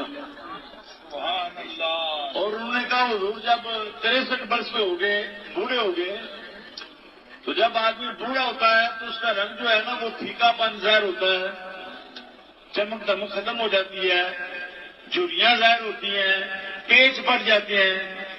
लेकिन फरमाते हैं हुजूर का चेहरा 63 साल की उम्र में भी 18 साल की तरह फिर अजीब बात, बताओ, 63 साल की उम्र में 18 साल की तरह दिखते थे। और ऐसा क्या कहती हैं कि जब मोहम्मद बीमार पड़ा था तो उसको जब हम उठा के लाए थे तो उसका पैर घसीट रहा था, 18 साल का नौजवान का पैर। और फिर आखिर में कहती है कि मोहम्मद की मौत हुई उससे पहले उसने कटोरा मांगा और पेशाब करते करते ही तो अल्लाह ने काफ़ी, मैं बोल रही हूँ ना, वीएफएक्स में खूब गड़बड़ी की है अल्लाह ने। बजट तो करोड़ों का है मूवी का, लेकिन वीएफएक्स वो सही नहीं है। आगे देखिए। वो कहते हैं वो कहते हैं सुनो, वो कहते हैं अगर हुजूर के चेहरे पर झुर्री पड़ जाती या पेच पड़ जाते या रंग में फीकापन पैदा हो जाता तो कोई शख्स कहता कि हुजूर अब हसीन नहीं रहे, या फलां शख्स हुजूर से ज्यादा हसीन है, तो दायरे इस्लाम से खारिज हो जाता। लो, इसलिए खूबसूरत था मोहम्मद, क्योंकि कोई मोहम्मद को बोल दे कि भाई तेरे यहाँ तो पिंपल हो रखी, झुर्रियाँ, तो बंदा इस्लाम से खारिज हो जाता था। ये पूरा व्यक्ति मूलक मजहब है। मोहम्मद की महत्वाकांक्षा से शुरू होकर के मोहम्मद की महत्वाकांक्षा पे समाप्त होने वाला मजहब है कि इसमें एक व्यक्ति विशेष का ही नाम है। झुर्रियाँ पड़ गई, किसी ने बोल दिया कि तुम अब अच्छे नहीं लग रहे हो, तो उसका मजहब, उसका इस्लाम खारिज, वो इस्लाम से खारिज हो गया, उसका ईमान ही खत्म हो जाता। इसलिए अल्लाह ताला ने लोगों के ईमान की हिफाजत के लिए हुजूर में कोई ऐप नहीं पैदा होने दिया। इसलिए पसीने में भी खुशबू रखी। सुन रहे हो? पसीने में भी चमेली की खुशबू आती होगी या फिर गुलाब की। आपके कपड़ों में भी खुशबू, हुजूर जिन रास्तों से गुजरते उन रास्तों से भी खुशबू, और हुजूर का पेशाब भी खुशबूदार, हुजूर का खून भी खुशबूदार, हुजूर का पखाना भी खुशबूदार। खून में वो नहीं था क्या, आयरन की जगह किसी फूल का अर्क डाल दिया होगा अल्लाह ने, तो खुशबू आती होगी, या कोई महंगा सेंट उसके नसों में बहता होगा। लेकिन समझ ये नहीं आता है मुझे कि मोहम्मद की बॉडी से इतनी खुशबू आती थी, है ना, और उसके खून से भी खुशबू थी। तो ये जो मोहम्मद पे जब लोग हमला करते थे तो मोहम्मद का जो खून निकलता था वो रंग कैसा होता होगा, और जब वो निकलता होगा तो आसपास के लोगों ने, जो गैर मुस्लिम थे, उन्होंने देखा नहीं होगा कि भाई, क्योंकि जब मोहम्मद हमला करता था दूसरों पे तो लोग लड़ते थे आपस में, और जब लोग आपस में लड़ते हैं तो एक तरह का सीन बनता है कि भाई कत्लो गारत करने वाला, तो उसमें कट वट भी लगती है। तो जब कट लगती होती तो खुशबू निकलती होगी मैदान जंग में। तो क्या उन लोगों ने देखा नहीं कि ये बंदा कोई नॉर्मल नहीं है, अब नॉर्मल इंसान है? कौन है ये अद्भुत जीव? इस अद्भुत जीव के बारे में इतिहास में किसी ने क्यों नहीं लिखा? क्योंकि हमारे पास तो ऐसे ऐसे जीव के इतिहास हैं, बहुत प्राचीन कल्पनाओं में, जैसे कि जो चीज़ें अस्तित्व में भी नहीं है, ऐसे जीवों की हमारे पास कल्पना है। उसका भी वर्णन है। तो ये अद्भुत जीव जो अल्लाह ने पैदा किया था, जिसकी हर चीज में खुशबू थी, जिसके टट्टी को खाने चाटने के लिए लोग दौड़ते थे, ऐसे जीव के बारे में इतिहास में किसी ने क्यों नहीं लिखा। यहाँ पे एक चीज है साथियों, जो भी इतिहास हमें इस्लाम और इस्लाम के उस वक्त में जो लोग थे, उन सब का बयान हमें केवल और केवल मुसलमानों की सीरत में मिलती है, तफसीर में मिलती है, उनके तारीख में मिलती है जो मुसलमानों ने लिखी है। अब मान लीजिए कि मेरा और आपका झगड़ा है, और हम दोनों का झगड़ा हुआ, और फिर मैंने जिसके साथ मेरा झगड़ा था, मैंने उसकी टिकट काट दी, यानी कि उससे बैठे हो गया। अब मैं आ करके कोई मुझसे पूछता है कि तुम लोगों के बीच वहाँ झगड़ा हुआ था, उसकी मृत्यु हो गई, क्या हुआ था? अब मैं जो कुछ भी बताऊंगी, जो कुछ भी, वो मैं अपने दृष्टिकोण से बताऊंगी, अपने बिहाफ यानी कि अपने अनुसार बताऊंगी। अगर मैं वहाँ पे अपने आप को मजलूम बताऊंगी तो भी मैं ही बता रही हूँ, अगर अब मैं अपने आप को जुल्मी बताऊंगी तो भी मैं ही बता रही हूँ। अगर मैं उसको बुरा बोलूंगी, तो मैं जब उसको गलत बोलूंगी कि उसकी गलती थी, तो वो व्यक्ति अपनी सफाई देने के लिए कि भाई यहाँ पे मेरी बात ऐसी है, वो सफाई देने के लिए वहाँ जिंदा नहीं है। तो मैं जो कुछ भी बोलूंगी उसके तरफ से भी मैं ही बोलूंगी, अपने तरफ से ही मैं ही बोलूंगी। और कोई भी इंसान कभी भी जब वो दूसरे की तरफ से बोलता है तो वो जज होता है, और अपनी तरफ से बोलता है तो वो वकील होता है, यानी कि अपने लिए सफाई देगा और दूसरों के लिए न्याय कर देगा कि वो तो आदमी बुरा था। और जहाँ बात आती है दुश्मनी की, और दुश्मन के प्रति आपको बोलना हो, तो कोई भी इंसान जो दुश्मन को दुश्मन मानता है वो उसके लिए अच्छे वर्ड्स का इस्तेमाल नहीं कर सकता। इसलिए मोहम्मद ने जितने भी लोगों को वहां सफाया किया, उन सब का इतिहास अगर देखोगे तो लिखने वाले मोमीन ही हैं। और मोमीन अगर गैर मुसलमानों का इतिहास लिखेंगे तो क्या बोलेंगे?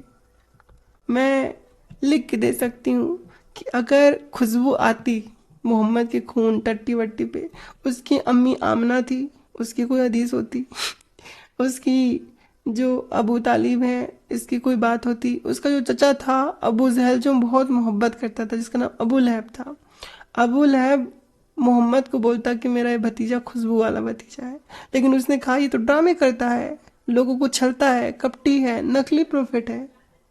इसके खुद सगे चाचा ने कहा था और लोगों ने भी कहा था। और दुख की बात यह है कि वो लोग जो इनकी वास्तविकता जानते थे वो आज जीवित नहीं है, और इसलिए उनका नज़रिया भी हमें इस्लामिक किताबों से पता चलता है, और इनका नज़रिया भी, और इसलिए हर जगह ये हीरो बने हुए हैं, क्योंकि हम सिर्फ इनका अपना घड़ा हुआ इतिहास पढ़ते हैं। जिस दिन या कभी अगर ऐसा होता कि वो लोग जीवित होते और अपना इतिहास या अपने तरफ से उनको बोलने का मौका मिलता, तो ये जो इस्लाम है, मोहम्मद है, जिन्होंने अपने इतिहास में अपनी इतनी बड़ाई कर रखी है, फिर भी ये लोग बुरे साबित हो रहे हैं। सोचिए जब वो लोग अपना बयान देते तब ये लोग कितने बुरे साबित हो जाते।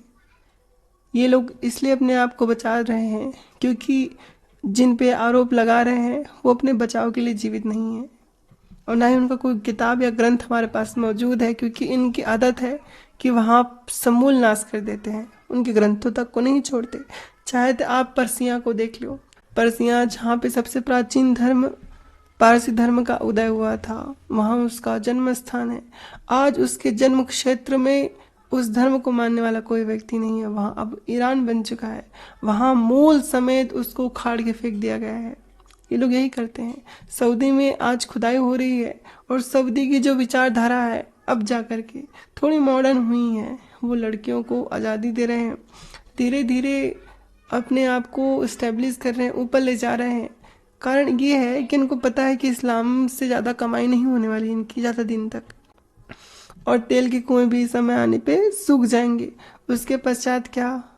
इसलिए समन्वय बनाना और विज्ञान को आगे बढ़ाना अपने देश के लिए ये बहुत आवश्यक है। इसलिए वो अब धीरे धीरे मानव मूल्यों की ओर बढ़ रहे हैं।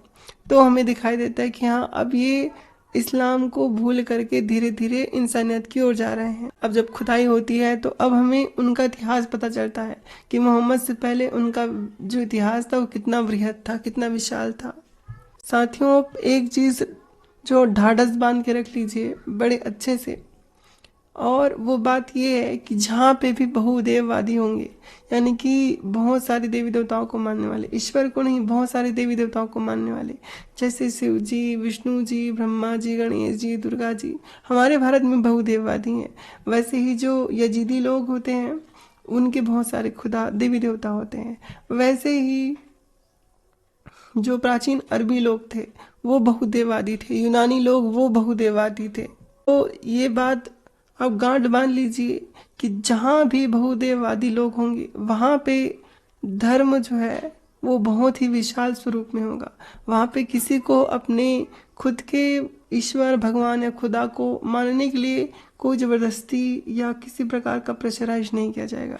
जब मोहम्मद ने अपना इस्लाम वो लेके आया था उस वक्त किसी ने भी उसको कुछ नहीं बोला था, भाई तुझको जिसको मानना है उसको तू मान, तू स्वच्छंद है। लेकिन मोहम्मद ने क्या किया, उसने गाली देना शुरू किया, उसने नीचे दिखाना शुरू किया। तब जाके जो अहले मक्का वाले हैं उन्होंने कहा कि तुम्हारा जो बेटा है, तुम्हारा जो भतीजा है अबू तालिब, ये हमारे खुदाओं को गाली देता है। और तब जाके रार आगे बढ़ी थी, क्योंकि बहुदेववादियों को वो चिंता नहीं है, भाई वो गणेश जी को भी मानते हैं, दुर्गा जी को भी मानते हैं, हनुमान जी को भी मानते हैं, राम जी को भी मानते हैं। अगर तुम्हारा अल्लाह है तो वो उसको भी भगवान कह देंगे, उनको क्या है, वो तो बहुत से भोले भाले होते हैं। अब ऐसे ऐसे मंदिर देखोगे जहाँ पे एक तरफ तो भगवान की मूर्ति है, जस्ट बगल में एक कब्र लेटी हुई है और वो कब्र किसी असदुद्दीन, फरमुद्दीन, निकुद्दीन, नकलुद्दीन ऐसे किसी दीन फीन की होगी, या फलाना बाबा, ढिमका बाबा इनकी होगी। तो वो तो अपने मंदिर में जो एक हिंदू धर्म में शव को शुद्ध नहीं कहा जाता, शव प्रेत होता है, यानी कि उसमें जीव नहीं होता, और प्रेत को कहीं पवित्र क्षेत्र में नहीं रखा जाता सिवाय भगवान शिव के क्षेत्र में। जहाँ भगवान शिव रहते हैं वहाँ पे भी भगवान शिव परिवार के साथ निवास नहीं करते। जो आप देखोगे जैसे कि अगर आप शमशान चले जाओ, वहाँ पे अगर भगवान शिव का मंदिर मिले तो वो शिव परिवार के साथ नहीं होता, भगवान शिव अकेले होते नंदी के साथ या अपने सर्वभूत प्रेत के साथ। वहाँ पे शिव परिवार नहीं बिठाया जाता, शिव परिवार कभी भी शमशान में नहीं बिठाया जाता। क्यों? क्योंकि मान्यता यही है कि जहाँ पे शुभ जगह है वहाँ पे शिव जी का वो स्वरूप नहीं रह सकता, जहाँ वो कैलाश में निवास कर वो शमशान में निवास करते हैं। लेकिन हमारे जो सो कॉल्ड सेकुलर लोग हैं वो बेचारे क्या करते हैं, मंदिर के बगल में ही वो शव दफना देते हैं, अब यहीं पे वो पीर बाबा की पूजा कर रहे हैं, क्योंकि वो सर्वधर्म संभाव कहते कहते सबको एक्सेप्ट करने लग गए हैं। अब वो ये नहीं देख रहे कि क्या धर्म है क्या धर्म है। और इनको देखो, ये लोग तो भैया अगर एक चॉकलेट लेंगे पीछे देखेंगे हलाल ठप्पा लगा है कि नहीं ठप्पा है, ये हलाल ठप्पा होगा तो लेंगे, नहीं तो चॉकलेट नहीं लेंगे। वो एक चॉकलेट खाने के लिए हलाल ठप्पा देखते हैं। और आप लोग अपने मंदिर में ही उस बाबा को जो तुम्हारे धर्म में अपवित्र है उसको लेके तुम लिटा दिए उस मुर्दे को। कोई भी मनुष्य हिंदू समाज में, मैंने भी बहुत से अपने साथी मित्र जो हैं उनके रिश्तेदारों में ये सब चीज़ें होती थी तो मैंने भी बहुत देखे हैं। वो जो हिंदुओं में जो होता है, क्या होता है कि जब कोई शमशान से उनको दाह संस्कार करके आता है ना तो स्नान करते हैं उन लोग, वो पवित्र नहीं मानते उस, क्योंकि विष्णु पुराण और गरुड़ पुराण के अनुसार जो शव होता है वो दूषित हो जाता है, कलुषित हो जाता है, उसको पवित्र नहीं माना जाता। इसलिए मृत्यु के 3 घंटे के बाद गरुड़ पुराण कहता है कि दाह संस्कार हो जानी चाहिए, और दाह संस्कार होने के पश्चात जो दाह संस्कार करने वाले व्यक्ति हैं उनको पवित्र जल में स्नान करना चाहिए, यानी कि पवित्र जल यानी कि स्वच्छ जल में, जैसे नदी तालाब यहाँ पे। तो जहाँ पे उस चीज़ को टच करके आने से आपको स्नान करना होगा। आप स्नान ध्यान करने के बाद यानी कि नहा धोने के बाद फूल पुष्प लेकर के उन्हीं कब्रों में जाते हो। इसको एक और ढंग से दादू जी महाराज कहते हैं कि दादू दुनिया बावरी कब्रें पूजे ऊत, और जिनको कीड़े खा गए उनसे मांगे पूत। अब उनका थोड़ा अलग डायलॉग है। वो कहते हैं, दादू जी महाराज कहते हैं, वो राजस्थान के थे, बड़े पहुंचे हुए संत थे दादू जी महाराज। उन्होंने ही राजस्थान में मुगलों की सेना से लड़ने के लिए जो धर्म परिवर्तन करते थे, दादू जी महाराज ने अघोरियों की सेना बनाई थी राजस्थान में। आप चाहो तो गूगल पे सर्च कर सकते हो। तो दादू जी महाराज कहते हैं कि दादू दुनिया बावरी कब्रे पूजे ऊत, कि जो ऊत कहते हैं जिसके पास बेटी होती लेकिन बेटा नहीं होता, यानी कि उसके पास बेटी की संतान तो होती है लेकिन बेटा नहीं होता है ना, उसको ऊत कहा जाता है उस फैमिली को जिसके बेटे नहीं होते। तो दादू जी कहते हैं कि दादू दुनिया बावरी, वो लोग पागल हैं जिनका बेटा नहीं लेकिन वो कब्र पूजते हैं, कब्रें पूजे ऊत, और जिनको कीड़े खा गए उनसे मांगे पूत, जो कब्र में सड़ गए कीड़े खा गए ऐसे लोगों से वो लोग बेटे मांगते हैं कि भैया दे दो। और सोचिए आप लोगों के खुद के जो संत महात्मा है वो इतना निर्णायक ज्ञान दे रहे हैं, और इस निर्णायक ज्ञान को छोड़ के वो कब्र में जो लेटे हुए हैं उनके पास जा रहे हो। अब बोलते हो कि भाई हमारा तो फलाना हो गया ढिमका हो गया, वो तुम लोग नहीं जाते हो उसके पास तो भी तुम्हारा वो काम हो ही जाता, क्योंकि जो होनी है ना, वो जो कार्य कारण सिद्धांत है वो तो हर जगह है। तो इस प्रकार के भी विचार करके मनुष्य को आगे बढ़ना चाहिए, है ना। तो इस तरह से मोहम्मद का जो इतिहास है उन्होंने खुद से लिखा है, और मनुष्य को चाहिए कि हर प्रकार से सोच विचार करके किसी प्रकार के निर्णय को लेना चाहिए। अगर आप सही निर्णय लेते हैं, सही चीज़ की ओर आगे बढ़ते हैं, तो आप हर प्रकार से सुरक्षित रहेंगे। और हमारे लिए सबसे अमूल्य बात यह है कि हम अपनी प्राचीन धरोहर को, जो हमारी मौलिक सिद्धांत है, उसको बचा कर रखें, जो हमारे लिए बहुत मतलब जिसको बोलते हैं कि अत्यंत कठिन है। क्योंकि आज के समय में आप देख रहे हो कि लोग कितने ज़्यादा इन सब चीज़ों से प्रेरित हो रहे हैं, जबकि सत्यता से वो बहुत दूर हैं। तो उनकी सत्यता से दूरी होने का कारण यही है जो अज्ञान है, और इसी अज्ञान को समाप्त करने के लिए ही आपको ये वीडियो पूरी सुननी पड़ेगी। तो सुनिए। उनका पखाना भी खुशबूदार, अल्लाह ने कोई आग पैदा ही नहीं होने दिया। बेशक आपके थूक मुबारक में भी खुशबू, आपके नजरा मुबारक में भी खुशबू, आपके रीढ़ मुबारक में भी खुशबू। इसीलिए तो बुखारी शरीफ में है, उर्वा बिन मसूद सख्फी जब आए हुजूर के पास तो देखा कि सरकार दो आलम सल्लल्लाहु अलैहि वसल्लम जब थूकते हैं या आप अपनी नाक मुबारक साफ करते हैं या खंगारते हैं तो सहाबा हाथ मिलाते हैं, जिसके हाथ पर पड़ता है वो अपने चेहरे पर मार लेते हैं। यकीनन मिन कबीले नूर था हुजूर का नजरा मुबारक। आप कौन है ये लोग, कहाँ से आते हैं लोग, पता नहीं कहाँ से आते हैं, और वैसे हमें पता है वो कहाँ से आते हैं, लेकिन एक बात तो है, ये जहाँ से भी आते हैं बड़ी मूर्खता की बातें करते हैं। तो ये जो जाबिर नाम का व्यक्ति था, सोचिए सिर्फ जाबिर नाम मुझे याद आया तो लगभग 34 मिनट हो गए मुझे इस पे संवाद करते हुए। मैं जब भी किसी विषय पे बात करती हूँ मेरे पास बहुत से इसके बारे में न्यूज़ होती है, या मैं कह सकती हूँ कि उसके विस्तार के लिए मेरे पास और भी बहुत सारे अलग अलग विषय होते हैं। तो अगर मैं किसी विषय में बोलती हूँ तो मैं कम से कम 24 घंटे तो बोल ही सकती हूँ। तो आप लोगों ने इसके साथ मेरी चर्चा सुनी, और इसकी चर्चा में आप लोगों ने एक चीज़ ध्यान दिया होगा, इसको नॉलेज नहीं था। और मैंने बहुत सारे मुफ्तियों से भी डिबेट्स की हैं, मौलवियों से भी डिबेट करती रहती हूँ। आप मेरे इस चैनल में, और जो बड़ी यास्मीन वाली चैनल है उसमें भी आप देखते होंगे कि मौलवी मुफ्ती भी इसी के लेवल के होते हैं। और यासीन नदीम जो भालू है उसकी वीडियो आप देखोगे तो हर चीज़ का बहुत लोगों को मैनिपुलेट करता है, झूठी बातें बताता रहता है। वो आजकल बहुत पसंदीदा बना हुआ है किन लोगों का, ये जो पंचर लोग होते हैं, जो एथिज़म या जो एग्नोस्टिक बोलते हैं ना उनको, जो एग्नोस्टिक होते हैं, और जो हिंदुओं के जो अद्वैत सिद्धांत है और शून्य सिद्धांत है उनके तोड़ में ये इनका सहारा लेते हैं, ये जो भालू है। लेकिन मैंने इसकी वीडियो देखी है भालू की, ये जो भी बोलता है बिल्कुल बिना सिर पैर के बोलता है। इसकी वीडियो को सुनने के बाद आप समझ जाएंगे कि इस मूर्ख को कुछ भी नहीं आता।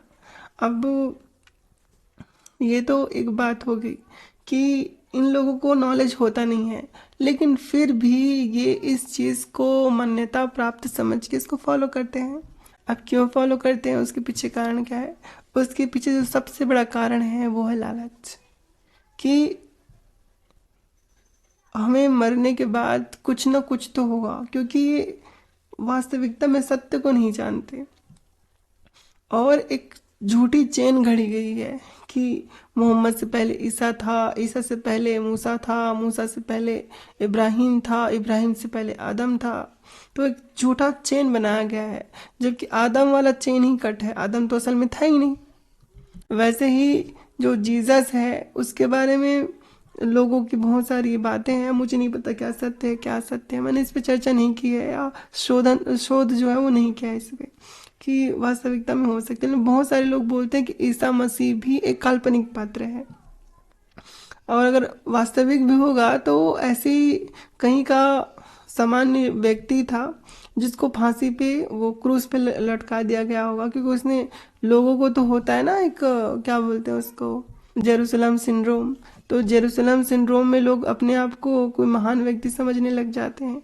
तो यहूदियों की सिद्धांत तो पहले से था ही था, ईसा मसीह ने सुना होगा, है ना। तो अगर हम लोग वैज्ञानिक दृष्टिकोण से देखें तो हम ये कह सकते हैं कि अगर उनका वास्तविक में अस्तित्व भी था तो लोगों ने उस वक्त तक उनको उतना महत्व नहीं दिया।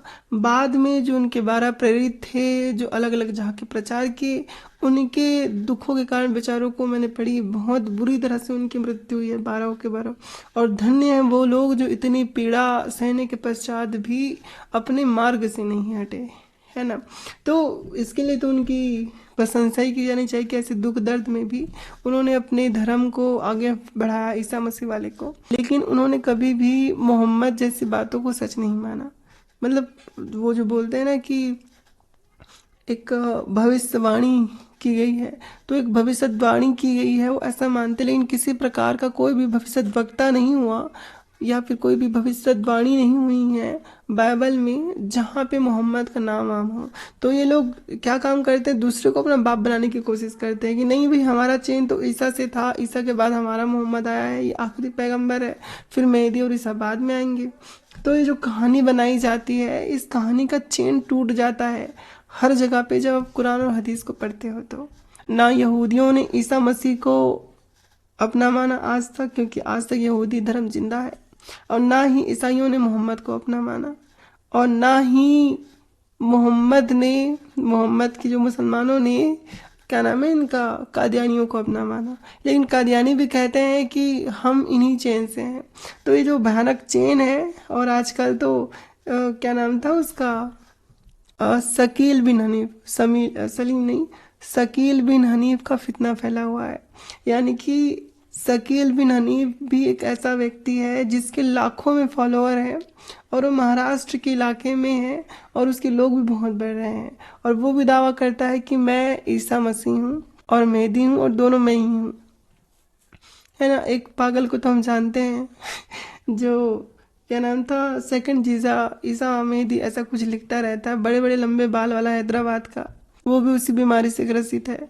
तो ये जो शकील बिन हनीफ वाले हैं वो भी अपने आप को वही कहते हैं। अच्छा ये सुनिए, से जरा बच के रहे, समझे। ये आदमी शकील बिन वलीद को ईसा अलैहिस्सलाम बोलता है, और ये नाउजुबिल्ला, और इस आदमी से बच के रहे जरा, ये लोगों को भड़काता है, लोगों को गुमराह कर रहा है, काफिर बना रहा है लोगों को, है ना। तो यहाँ पे आप देखिए ये इसको दावे कर रहे हैं कि भाई ये इसको दूसरों को काफिर बना रहा है, क्योंकि शकील बिन हनीफ अपने आप को क्या मानता है, आने वाला ईसा और मेहदी मानता है, ठीक है। और मोहम्मद भी अपने आप को रसूल माना था, और उससे पहले उसके बाद जो गुलाम मिर्जा कादियानी था उसने भी अपने आप को रसूल माना था। मुझे माफ करके ये बोलो, इनको मारते थे ये समझते हैं कि अबू बकर, उमर, बिलाल को सजाएं मिल रही, तुम लोग सब मरोगे, डायरेक्ट जहन्नम में जाओगे। और शकील बिन हनीफ है ना, फिरौन का औलाद है, चेला है, और उसके मानने वाले सब का सब उसी के साथ हश्र होगा। साले मुसलमानों को वैसे दुनिया परेशान है, तुम लोगों मुसलमानों को दुश्मन, तुम साले दाढ़ियों के आने में भोपाल में करेगा, ये देखिए टपने से ऊपर। अच्छा ये भोपाल की बात हो रही है, और जो पकड़ा हुआ व्यक्ति है वो पूरा मोमीन वाले गेटअप में है, और ये वाली टोपी इनकी अलामत है। चलो बहुत अच्छी बात है, ये बताओ इसकी अलामत बता दो भाई, अलामत बताओ। ये दिखने में तुम दिखेंगे सूफी बुजुर्ग अखलाक से पेश आएंगे लोगों के पास, इनको लगेगा कि यही मुसलमान है। मुझे बोलो, बोलो मुझसे, कहीं मत जाना, किसी मस्जिद में मस्जिद में पकड़ लिए हैं बेचारे को, और शकील बिन हनीफ को फॉलो करेगा, वो बूढ़ा उसको चीख चीख के डरा रहा है। अब सोचिए कि ये फितना इतना फैल गया है, और भारत जैसे देश में तो भयानक फैल रहा है, क्योंकि यहाँ पे वो पाकिस्तान और बांग्लादेश की तरह हमला नहीं कर सकते। यहाँ पे हमला करेंगे तो वो लोग माशाल्लाह नहीं बोलेंगे, जेल में चले जाएंगे, है ना। अच्छा ये वाला और सुनिए। ऐसा कैसे साबित कर दिया? पुलिस स्टेशन में आके साबित हो वो 40 दिन के बाद। चलो, अल्लाह के नबी आखिरी नबी है क्या? पढ़ो वाला कलमा, ला इलाहा इल्लल्लाह मुहम्मदुर रसूलुल्लाह सल्लल्लाहु अलैहि वसल्लम। हाँ, अरे शकील बिन हनीफ बोलो कज़्ज़ाब है, झूठा है, दज्जाल है, बोलो। अल्लाह के शकील बिन हनीफ कज़्ज़ाब है, दज्जाल है, झूठा है, ये बोलो। अल्लाह के रसूल अल्लाह, मैं क्या बता रहा, ए भाई अगर वो सही है, ए भाई सही है, मैं क्या बता रहा, शकील बिन हनीफ कज़्ज़ाब है, झूठा है, दज्जाल है, हमारे बोलने से कुछ थोड़ी होता। फिर कौन है वो? फिर है कौन वो? है कौन? बोलना भैया, शकील बिन हनीफ कज़्ज़ाब है, झूठा है, दज्जाल है, बोल। अब देखो, एक और चीज़ मैं ध्यान दिलाना चाहूँगी आप सभी को। शकील बिन हनीफ एक तरह से इनकी आस्था है, जो शकील बिन हनीफ को मानते हैं, ये इसको बोल रहे हैं कि वो कज़्ज़ाब है, झूठा है, दज्जाल है, बोलो। और जब कोई ईसाई बोल देता है कि मोहम्मद कज़्ज़ाब है, दज्जाल है, झूठा है, तो इनको मिर्ची लग जाती है। आप हमेशा देखिएगा, ये जो इब्राहिमिक रिलीजन वाले होते हैं उनमें एक समस्या होती है, वो अपनी भावनाओं को सर्वोपरि रखते हैं कि भैया हम अपनी भावनाओं को दूसरे पे दबा सकते, रख सकते कि हाँ देखो तुम्हारी मूर्ति फलानी है, तुम्हारे भगवान ऐसे हैं, तुम वैसे हो, तुम्हारा ऐसा है वैसा है, लेकिन तुम हमारे अल्लाह पे मत बोलना कि 72 हूरे बांटते, इसका मतलब तुम उसको ऐसा समझ रहे हो। तो ये मत कहना हमारे रसूलुल्लाह ने 6 साल के बच्चे के साथ डिंगी डिंगी कर ली तो वो ऐसा है। हाँ, उसको काल्पनिक चीज़ें दिखाई देती हैं तो उसको सिजोफ्रेनिक मत बोल देना तुम। तो इनको अपनी भावनाओं का बहुत महत्व होता है, लेकिन दूसरे की भावनाओं को समझते हैं कि क्योंकि हमारे खुदा के बातों से अलग है तो महत्व नहीं रखता कि इनकी भावनाएं कैसी हैं, क्या हैं, और क्या इसकी भावनाओं को हर्ट किया जा सकता है कि नहीं किया जा सकता, वो लोग नहीं सोचते। अच्छा ये देखिए, अरे अल्लाह के रसूल की बात नहीं चल रही अभी अल्लाह, मैं क्या बता रहा हूँ, तू खाली अपनी जुबान से ये बता दे कि शकील बिन हनीफ कज़्ज़ाब, झूठा, दज्जाल नंबर के झूठे, ये अल्लाह के नबी को नहीं मानते। आप समझ में आएगी? खैर तीनों लोकों में आग लगी है और कृत्रिमबाजी सब ठगी है। ये चश्मे के दुकान लगाया हुआ है, क्या नाम भाई तेरा? हाँ, सादिक। सरनेम क्या तेरा? मेरा ना सरनेम नहीं रहता हमारा। सरनेम नहीं रहता, कहाँ वाला? मैसूर वाला तू? मैसूर का, ये मैसूर का है। अपने आप को क्या बोलता, कौन से ग्रुप से है बोला तू? इस्लाम को मानते हैं। हाँ, इस्लाम को मानते हैं। किसको मानता? क्या शकील बिन हनीफ साहब कहते कौन की बदमाश है, उसे मानता कहते हैं। नबी सल्लल्लाहु अलैहि वसल्लम को नहीं मानने की बात कर रहे हैं। और हुगली के अंदर बिंदाजीनी है सो गाड़ी लगा को मस्त गाड़ी लगा को चश्मे कर रहा, व्यापार कर रहा, धंधा कर रहा है यहाँ उन्हें। देख रहे भाई, शकील बिन हनीफ को मानता कहते हैं, ईसा अलैहिस्सलाम को मानता कर को दवा।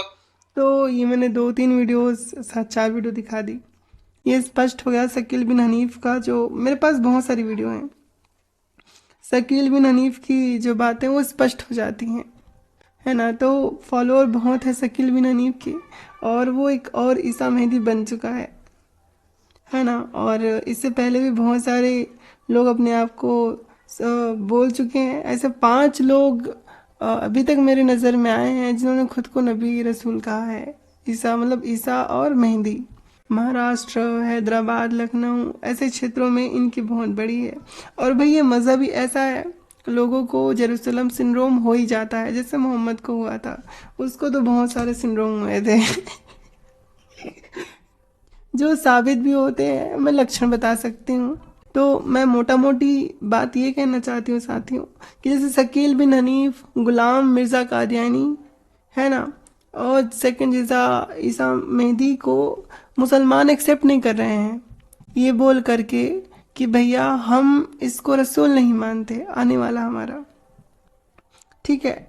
लेकिन जो उसके मानने वाले हैं वो उसको सही मानते हैं। एक वक्त ऐसा आएगा कि शकील बिन हनीफ को मानने वाले जो लोग हैं वो करोड़ों में हो जाएंगे। तो जब उनकी संख्या करोड़ों में हो जाएगी तो इन लोगों को ये मानना ही पड़ेगा कि एक और कम्युनिटी है जो इसको मानती है, और ये लोग भी अपने आप को इब्राहिमिक रिलीजन से जोड़ देते हैं। जैसे आज के समय में जो गुलाम मिर्ज़ा कादियानी को मानने वाले लोग हैं वो करोड़ों की संख्या में भारत में भी हैं और पाकिस्तान में भी हैं।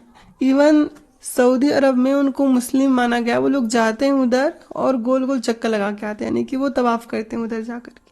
तो उनको ये इजाज़त दी गई है, तो एक अलग सा वो बन गया है ना। लेकिन जो इस्लाम के मानने वाले हैं 4 इमामों के, वो इनको मुसलमान नहीं मानते, लेकिन ये लोग उनको अपना बाप बना के बैठे हैं कि नहीं ये इसके चैन से हम हैं। जैसे मोहम्मद ने अपने आप को ईसाइयों और यहूदियों के चैन से जोड़ा था, लेकिन वो लोग भी नहीं मानते। तो आप पूरा खेल समझिए, ये वही है कि आज का जो बच्चा पैदा हो रहा है वो सीधा उंगली दिखा के जो उससे पहले लोग थे उसकी ओर बोला कि वो मेरे बाप थे, जबकि वो लोग बोले कि तू मेरा बेटा है ही नहीं, लेकिन वो बोले तू मेरा बाप है। बस ये जो सिद्धांत है वही चल रही है और इसी सिद्धांत पे ये लोग आगे बढ़ रहे हैं। और ये सिद्धांत ऐसा नहीं कि सिर्फ इब्राहिमिक रिलीजन वालों को ही ये लोग अपना मान लेते हैं, चैन से जोड़ लेते हैं। आपने सुना होगा राम को ये इमाम हिंद कहते हैं। भगवान राम भगवान कृष्ण को भी इस्लाम से जोड़ने की कोशिश करते हैं। भगवान बुद्ध के लिए आपको यूट्यूब में पाकिस्तानी बहुत सारी वीडियोस मिल जाएंगी जहाँ लोग भगवान बुद्ध को नबी घोषित करते हैं, क्योंकि मोहम्मद ने एक बड़ी बचकानी बात कही थी कि अभी तक 1,24,000 नबी आ गए हैं दुनिया में, है ना, अल्लाह ने रसूल भेजे हैं। तो वो जो मोहम्मद ने जो बातें अनर्गल बोली थी, बिना सिर पैर की बातें, है ना, ये उटपटांग जो बातें बोली थी जिसका कोई साक्ष्य नहीं है, तो मोमिनों को कुछ ना कुछ करके तो उसको भरपाई करनी पड़ेगी ना। तो पहले से ही जो लोग हैं उनको, अब जो फेमस लोग हैं उनके ऊपर टैग लगा दो कि हमारे रसूल हैं। तो कृष्ण जी को, राम जी को, बुद्धा को, गुरु नानक को, महावीर भगवान को, ऋषभ देव जी महाराज को, प्रसन्ननाथ जी महाराज को, सबको टैग लगाते रहो कि हाँ ये है। रविदास जी को, गरीबदास जी को, दादू साहब जी को, कबीर साहब जी को, सबको टैग लगा दो ये हमारे नबी थे। और आश्चर्यचकित मत होइएगा अगर कभी वो कह दें कि मोदी जी और अमित शाह जी भी कोई नबी हुआ करते थे। हो सकता है, मान लेंगे ये लोग भैया, है ना, एक अलग सा तरीका इनका शुरू हो जाएगा। क्या बोलेंगे कि देखो जो मोदी जी है ना वो अल्लाह की तरफ से रहमत है। क्या बोलेंगे? नरेंद्र मोदी रहमतुल आलमीन, कि अल्लाह की तरफ से रहमत थे। कि जब गैर मुस्लिम अपनी अकीदा बढ़ाने के लिए थे तो अल्लाह ने मोदी जी को भेजा था ताकि वो थोड़ा मतलब मामले को थोड़ा सा कठोरता से ले और मोमिनों को थोड़ा सा ऐसा सबका साथ सबका विकास करके उनको घर दे के, बिजली पानी खाना पीना दे के उनका विकास कर दे। तो ये अल्लाह की तरफ से रहमत थे, ऐसा बोल सकते हैं कि भाई हाँ ये भी कोई वलीउल्लाह थे, कोई नबी थे, क्या पता बोल देंगे। तो ये बात है समझने की कि जैसे इस व्यक्ति को जिसका नाम था जाबिर, इसको नॉलेज नहीं था, वैसे ही मौलवी और मोमिनों को नॉलेज नहीं होता, लेकिन वो बातें बहुत बड़ी बातें करते हैं। वैसे ही इनके जो रसूलुल्लाह थे उसकी भी यही सेम बात है कि उसको भी नॉलेज नहीं था और बातें वो बहुत बड़ी बड़ी करते थे। तो स्पष्टतः ये बात सिद्ध हो जाती है कि यद्यपि कोई भी मनुष्य इस्लाम को गहराई से जानने की कोशिश करता है तो उसके दो ही पक्ष सामने आते हैं, या तो वो उससे हट जाता है या तो उससे गहराई में जुड़ जाता है। और जब वो गहराई में जुड़ता है और बहुत ही कट्टरता को प्राप्त हो जाता है तो उसकी स्थिति कैसे हो जाती है, वो अपने आप को उसके प्रति समर्पित कर लेता है। और समर्पण के बाद से मुझे एक बात में ध्यान आया, आप सभी ने दिल्ली में जो बम विस्फोट हुआ था उसके बारे में अवश्य ही सुना होगा। तो जो बम विस्फोट हुआ था दिल्ली में, आप सभी ने वो कल की न्यूज़ में देखी होगी कि उस बम विस्फोट में ये जो क्या बोलते हैं जी, जो आतंकवादी उमर, उसने वीडियो बनाई थी। और वो जो उमर था, आतंकी डॉक्टर उमर, उसने सिर्फ अपने आप को ही आतंकवादी नहीं बनाया था, बल्कि उसने 11 युवाओं को ब्रेन वॉश करने के लिए 70 वीडियो भेजे थे। इनमें वो 12 जो वीडियो थे उसको खुद ही शूट किया था। लाल किले के सामने विस्फोटक से भरी जो कार है उसको जो उड़ाने वाला आतंकी डॉक्टर उमर है ना, ये सब तो पता है। ऐसे बहुत सारे, जैसे उसने अपने आप को उड़ाया था, उसने ऐसे बहुत सारे जो लोग हैं वो उसने तैयार किया था। एनआईए के सूत्रों के अनुसार गिरफ्तार आरोपियों के मोबाइल फ़ोन में डॉक्टर उमर के 12 वीडियो समेत 70 से ज़्यादा वीडियो मिले हैं। ऐसे ही वीडियो 11 लोगों को भेजे गए थे। इनमें से 7 युवा कश्मीर मूल के बताए जा रहे हैं और सभी का अल फलाह यूनिवर्सिटी से लिंक मिला है। बाकी 4 युवा उत्तर प्रदेश, केरल और कर्नाटक के रहने वाले हैं। अर्थात कि ये जो लोग आतंकवादी थे वो हमारे ही देश के रहने वाले थे और यहीं जन्मे थे, बाहर से नहीं आए थे। जांच में यह भी सामने आया है कि आमिर राशिद अली, जिसने उमर नबी को i20 कार दिलवाई थी, खुद सुसाइड बॉम्बर बनने को तैयार नहीं था। इसके बाद उमर ने उसे भी ऐसे ही ब्रेनवॉश करने वाले वीडियो भेजे थे। एजेंसियों को शक है कि उमर नबी एक पूरी फिदायीन टीम तैयार कर रहा था और उसका टारगेट कई राज्यों के युवा जो थे वो थे। और साथियों, दिल्ली कार ब्लास्ट में खुद को उड़ाने वाला आतंकी डॉक्टर उमर मोहम्मद हमले से करीब 2 हफ्ते पहले पुलवामा के कोइल गांव में अपने घर गया था। उमर ने अपने 2 मोबाइल फ़ोन में से एक अपने भाई ज़हूर इलाही को दिया और कहा कि अगर मेरे कोई खबर आए तो फ़ोन पानी में फेंक देना। इसी फ़ोन से वह वीडियो मिला है जिसमें उमर आत्मघाती हमले को शहादत का ऑपरेशन बता रहा है। और ज़हूर ने सुरक्षा एजेंसियों को पूछताछ में फ़ोन के बारे में जानकारी दी है। ज़हूर ने बताया कि उमर ने उसे 26 से 29 अक्टूबर के बीच फ़ोन दिया था। 9 नवंबर को अल फलाह यूनिवर्सिटी से उमर के साथियों की गिरफ्तारी की खबर सुनते ही उसने घबरा कर फ़ोन घर के पास एक तालाब में फेंक दिया था। जांच एजेंसियों ने 9 नवंबर को उमर के दोनों फ़ोन तलाशे तो दोनों बंद मिले थे। एक फ़ोन की आखिरी लोकेशन दिल्ली और दूसरे की पुलवामा थी।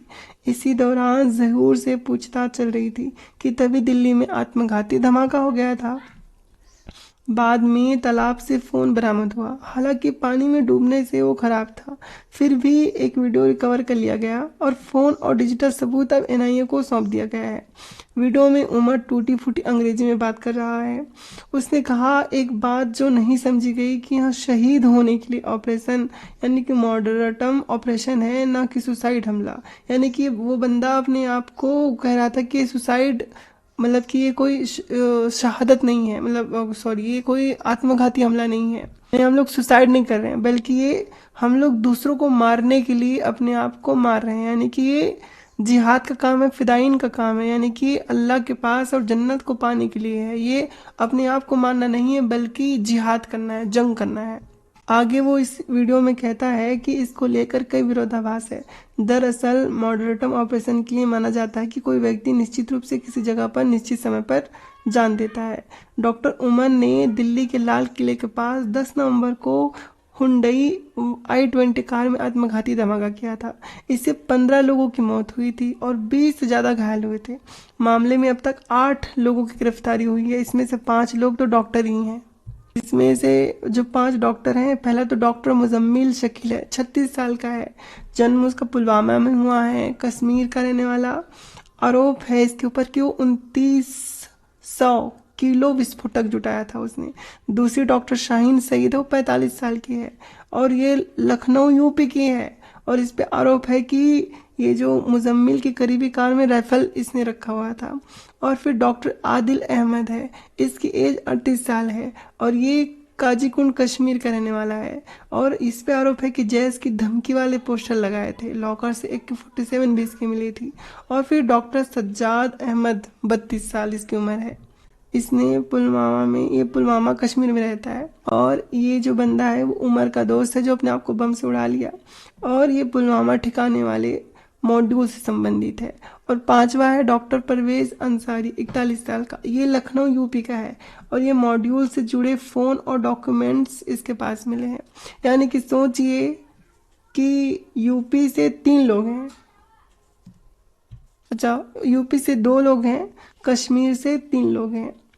तो अब सोचिए कि स्थिति क्या थी। इतनी भयानक स्थिति थी जिसको लोग डॉक्टर समझते थे और बहुत ही सोचते थे कि ये लोग भगवान का एक रूप होते हैं। वो खुद ही एक विस्फोटक तैयार कर रहे हैं, एक बम तैयार कर रहे हैं ताकि लोगों को जान ले सकें। और ये मानसिकता क्या है, ये मानसिकता कहाँ से आई, क्यों आई, किस तरह से आई, ये बातें अब अनसुलझी नहीं रही। वीडियो पूरी तरह से और इसके जो कारण है वो पूरी तरह से स्पष्ट हैं। ये कट्टर इस्लामिक आतंकवाद का नतीजा है, जिसको लेकर के NIA, ATS और पूरी दुनिया बहुत ही सजग है। और साथियों, एक तो न्यूज़ मुझे नाबालिग लोगों की भी आई है। अगर मैं आपको बताऊं तो ये जो वाक़या हुआ है ये बहुत ही अपनी मतलब नाबालिग लोगों को, जो नाबालिग लोग हैं 17-18 साल के, वो लोग आतंकवादी बन रहे हैं। असल में छत्तीसगढ़ में आतंकी संगठन ISIS अपना नेटवर्क बनाने की कोशिश कर रहा था। आतंकवाद विरोधी दस्ता ATS ने 2 युवकों की पहचान की है, जिनमें पाकिस्तान स्थित ISIS के हैंडलर्स ने इंस्टाग्राम जो था उसके माध्यम से इनसे संपर्क किया था। 2 नाबालिग मिले हैं, एक 16 साल का है, एक 17 साल का है। और दोनों आतंकवादी जो ग्रुप है ISIS उसकी उसके भ्रम में आ गया था और वो रेकी करने लगा था। और ये जो ATS की जो टीम है वो कई साल से इन पे नज़र रख रही थी, यानी कि उनको पता था कि कहीं ना कुछ गड़बड़ है। और आपको जान के बड़ी हैरानी होगी कि डॉक्टर उमर ने जो बम विस्फोट किया था उसने जल्दबाजी में किया था, क्योंकि इनका जो मॉड्यूल है उनका पता लगा लिया था ATS और NIA ने। तो जब इनको पता चल गया था तो वो लोग कड़ी के साथ साथ पकड़ते जा रहे थे लोग। इसने सोचा कि बिना कुछ किए ही अगर हम लोग पकड़े गए तो फिर तो बहुत खतरनाक बात हो जाएगी। इतना मेहनत भी किया और फिर जेल में चक्की पीसिंग। इससे अच्छा है 1-2 को टपका के ही मर जाते हैं, कम से कम शहीद तो कहलाएंगे। तो ये जो डॉक्टर उमर था आतंकवादी, इसने दिल्ली में ले जा करके लाल किले के गेट नंबर 1 के दूर पास जा करके उसने विस्फोट कर दिया। और विस्फोट करने के लिए इस व्यक्ति ने एक विशेष प्रकार के जूते का इस्तेमाल किया था, जिसमें एक प्रकार की धातु थी, जिसे बस कुछ प्रकार के संदेश या किसी प्रकार की एक्टिविटी करनी थी। उस एक्टिविटी को वर्क करने से पूरा का पूरा जो उसका विस्फोटक था वो फट गया। साथियों, इससे भयानक और निंदा की बात नहीं हो सकती कि आज का युवा जो कट्टरपंथी हो जा रहा है इस्लामिक आतंकवाद के प्रति, वो इन लोगों के बहकावे में आकर के आतंकवाद को समर्पित हो रहा है। जबकि ये कितनी भयानक और खतरनाक बात है कि एक मानव समाज में इस प्रकार की विचारधारा के लोग रह रहे हैं। मैं यही निवेदन करती हूँ हमारी जो गवर्नमेंट है उससे, और दुनिया में जितने भी बड़े बड़े देश के संगठन हैं, UN है, उन सभी से हम लोग यही निवेदन करते हैं कि आतंकवाद के प्रति बिल्कुल टॉलरेंट यानी कि जो सहिष्णुता है वो नहीं अपनानी चाहिए, और बिल्कुल पुरजोर तरीके से इनकी कड़ी निंदा की जानी चाहिए। और जो इनके ऊपर जो आरोप लगे हैं, जो इनके कृत्य हैं, उसके अनुसार कठोर से कठोर कानूनी कार्रवाई करके इनको दंड देना चाहिए। क्योंकि पूरा समाज और दुनिया जानता है आतंकवाद का किसी प्रकार से एक स्वस्थ और उन्नत समाज में जगह नहीं हो सकता। यहाँ पे केवल सांप्रदायिक सौहार्द और प्रेम का ही स्थान है। आतंकवाद का किसी तरह से कहीं भी कोई स्थान हमारे इस देश में और पूरे विश्व में कहीं नहीं होना चाहिए। और जो कोई भी इसको सही मानता है उसका पुरजोर विरोध होना चाहिए कि उन पे भी जांच होनी चाहिए कि आतंकवाद को कोई कैसे सही कह सकता है। आतंकवाद किसी भी रूप में, किसी भी तरह और कहीं भी उचित नहीं है, उसको नहीं सही ठहरा जा सकता। उसका निंदा और उसका समाप्त होना आतंकवाद का ये बहुत आवश्यक है हर समाज, हर देश और हर प्रकार के मनुष्यों के लिए। और साथियों, आतंकवाद की समाप्ति के लिए हम लोग भी अपना योगदान दे सकते हैं। और हमारा योगदान क्या है कि कट्टरपंथ के खिलाफ हम आवाज़ उठा सकते हैं। लोगों को कट्टरपंथ से बचाने के लिए हम उनके कट्टरपंथी विचारधारों को खंडन कर सकते हैं। और खंडन कैसे होगा? जो 72 हूर के चक्कर में, जो इस्लामिक कट्टरपंथ के चक्कर में वो लोग इस चीज़ की ओर प्रेरित होते हैं, हम इस्लाम की सच्चाई बता करके उनको इस कट्टरपंथ से बचा सकते हैं। हमें बस कुछ काम करने हैं। हमें उनको वैज्ञानिक दृष्टिकोण देना है, विज्ञान के बारे में बताना है कि वैज्ञानिक दृष्टिकोण से आप अपना कलौजी वाला जो बातें हैं, ये जो आसमान में वो गधैया उड़ गई वो वाली बातें हैं, मक्खी के पंख में वो बीमारी इलाज है वो वाली बातें हैं, है ना, पेशाब में खुशबू, टट्टी में खुशबू, पखाने में खुशबू, ये वाली जो बातें हैं। सबसे भयानक बात कि मरने के बाद 72 हूर मिलेगी, ये जो झूठी बात है, इन सब के प्रति जागरूक करना है कि ऐसा कुछ नहीं होता।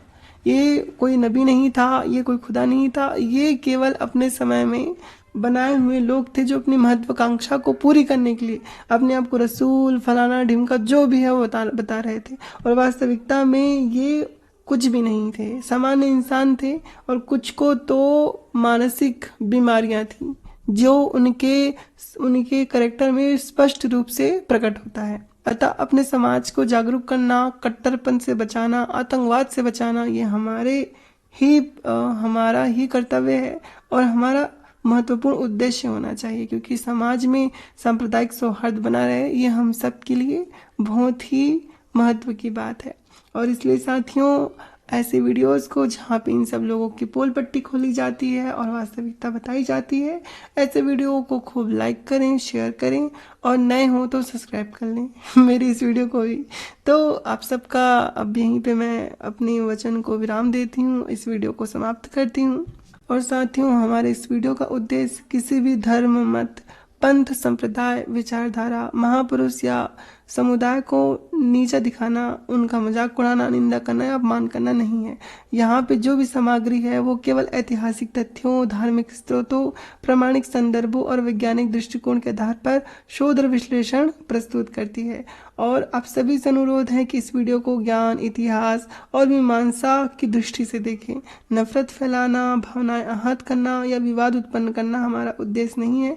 हम सबका सम्मान करते हैं और हम ये वीडियो इसलिए बनाते हैं क्योंकि हम वचनबद्ध हैं इस बात पर कि हम लोगों को जागरूक करेंगे। हमारे संविधान के नियम के अनुसार अंधविश्वास से दूर करना हम सभी मानवों का सर्वप्रथम उद्देश्य है, क्योंकि अंधविश्वास से बहुत से सामाजिक अपवाद, बहुत से सामाजिक विकृतियां, त्रुटियां उत्पन्न होती हैं, जिससे भविष्य में हम सभी को ही कठिनाई होती है।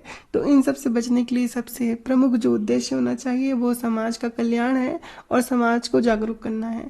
तो आप सभी इस वीडियो में जुड़े, उसके लिए आप सबका बहुत बहुत धन्यवाद। आप सभी से अनुरोध है कि इस वीडियो को शेयर कीजिए और अंतिम में अपने विचार अवश्य लिखें।